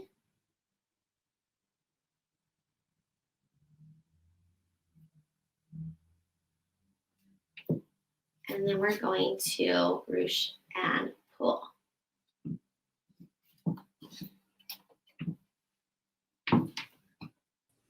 I think it almost has even a touch of Art Deco kind of design to it because of the look of the choker necklace. Mm-hmm. Yeah, it definitely is that era. Okay, so what do we want to do with these guys? So we are going to just grab those and open up our grip and just sandwich those ends right into that. Okay, and then we're gonna just twist our grip and find a place to pin that. And then same thing on the other side. Taking these. Now again, we want some of these left out, right? But it's these larger sections that I'm trying to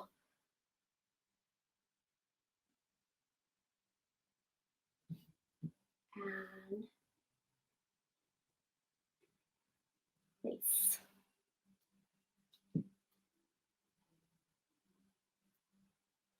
All right, so there she is. Just a really soft twist. So we have lots of foundations in here. Her veil, again, could slide right into the top of this. She could have multiple looks with the texture that we gave her. And let's make sure. So see what I mean? You turn them around and you aren't happy with that top. So if you were able to move to the front of your client and check her, you're going to want to make sure before you secure everything that you're happy with the front. That's the most important. I'm going to see if I can pull some out here. There we go. So I hope that if anything today, you took away something that is going to really help you with your styling at home on your clients and finding direction and strength in what you're doing. And also some inspiration, because today was all about re-inspiring each other and ourselves and just creating that space for you. If you're not feeling strong in something, create the space, get a coach, take the time, mark off the time to practice it, because so many times we just watch everybody teach and then we think, okay, I got this. And we get frustrated when it doesn't work out. So go home right after this and just practice, take notes, rewatch, and let us know if you guys need anything, because we are always just one message away, able to help, and just so thankful for all of you guys today. And I know that I can speak on behalf of everyone that's been watching. We are super thankful for what you offered too. There were so many takeaways. Just the look is gorgeous, super, super beautiful. And just everything that you shared, I gotta say, Anna, I feel like you were really on point with your education today. Like Aw. everything was just so well said, easy to understand. Your energy was just so beautiful today. That this was a class for the books, Anna. Gotta say. Thank you, Andrew. He's such a huge mentor to me, and that means so much coming from you. So always trying to do my best for you guys. So thank you so much. Yeah. And know that comes from the whole team, because we have got a chat going and the whole team's back here saying, I'm doing such an amazing job. So thank you so very much. And can't wait for more content. Awesome. Well, we'll see you soon. See you soon. Bye. With that, I want to bring Sammy back in here to help us put a wrap on the day. And Sammy, what a beautiful day filled with just huge hearts, great content. What a day. I love what you said about Anna. That is definitely one for the books. I mean, the pace, the information, the content, and the work itself was just absolutely beautiful. Thank you, Wendy. Wendy did a killer job. And I laughed and I learned. Now, when you can put those two L's together, that's huge. That is a huge learning moment there. Thank you, AC, for being the person you are. We love you as our host, man. We love you, and you stay healthy. Love to Michelle. Love to everybody out there. Sammy, signing off. Take care, everybody. Thanks for watching.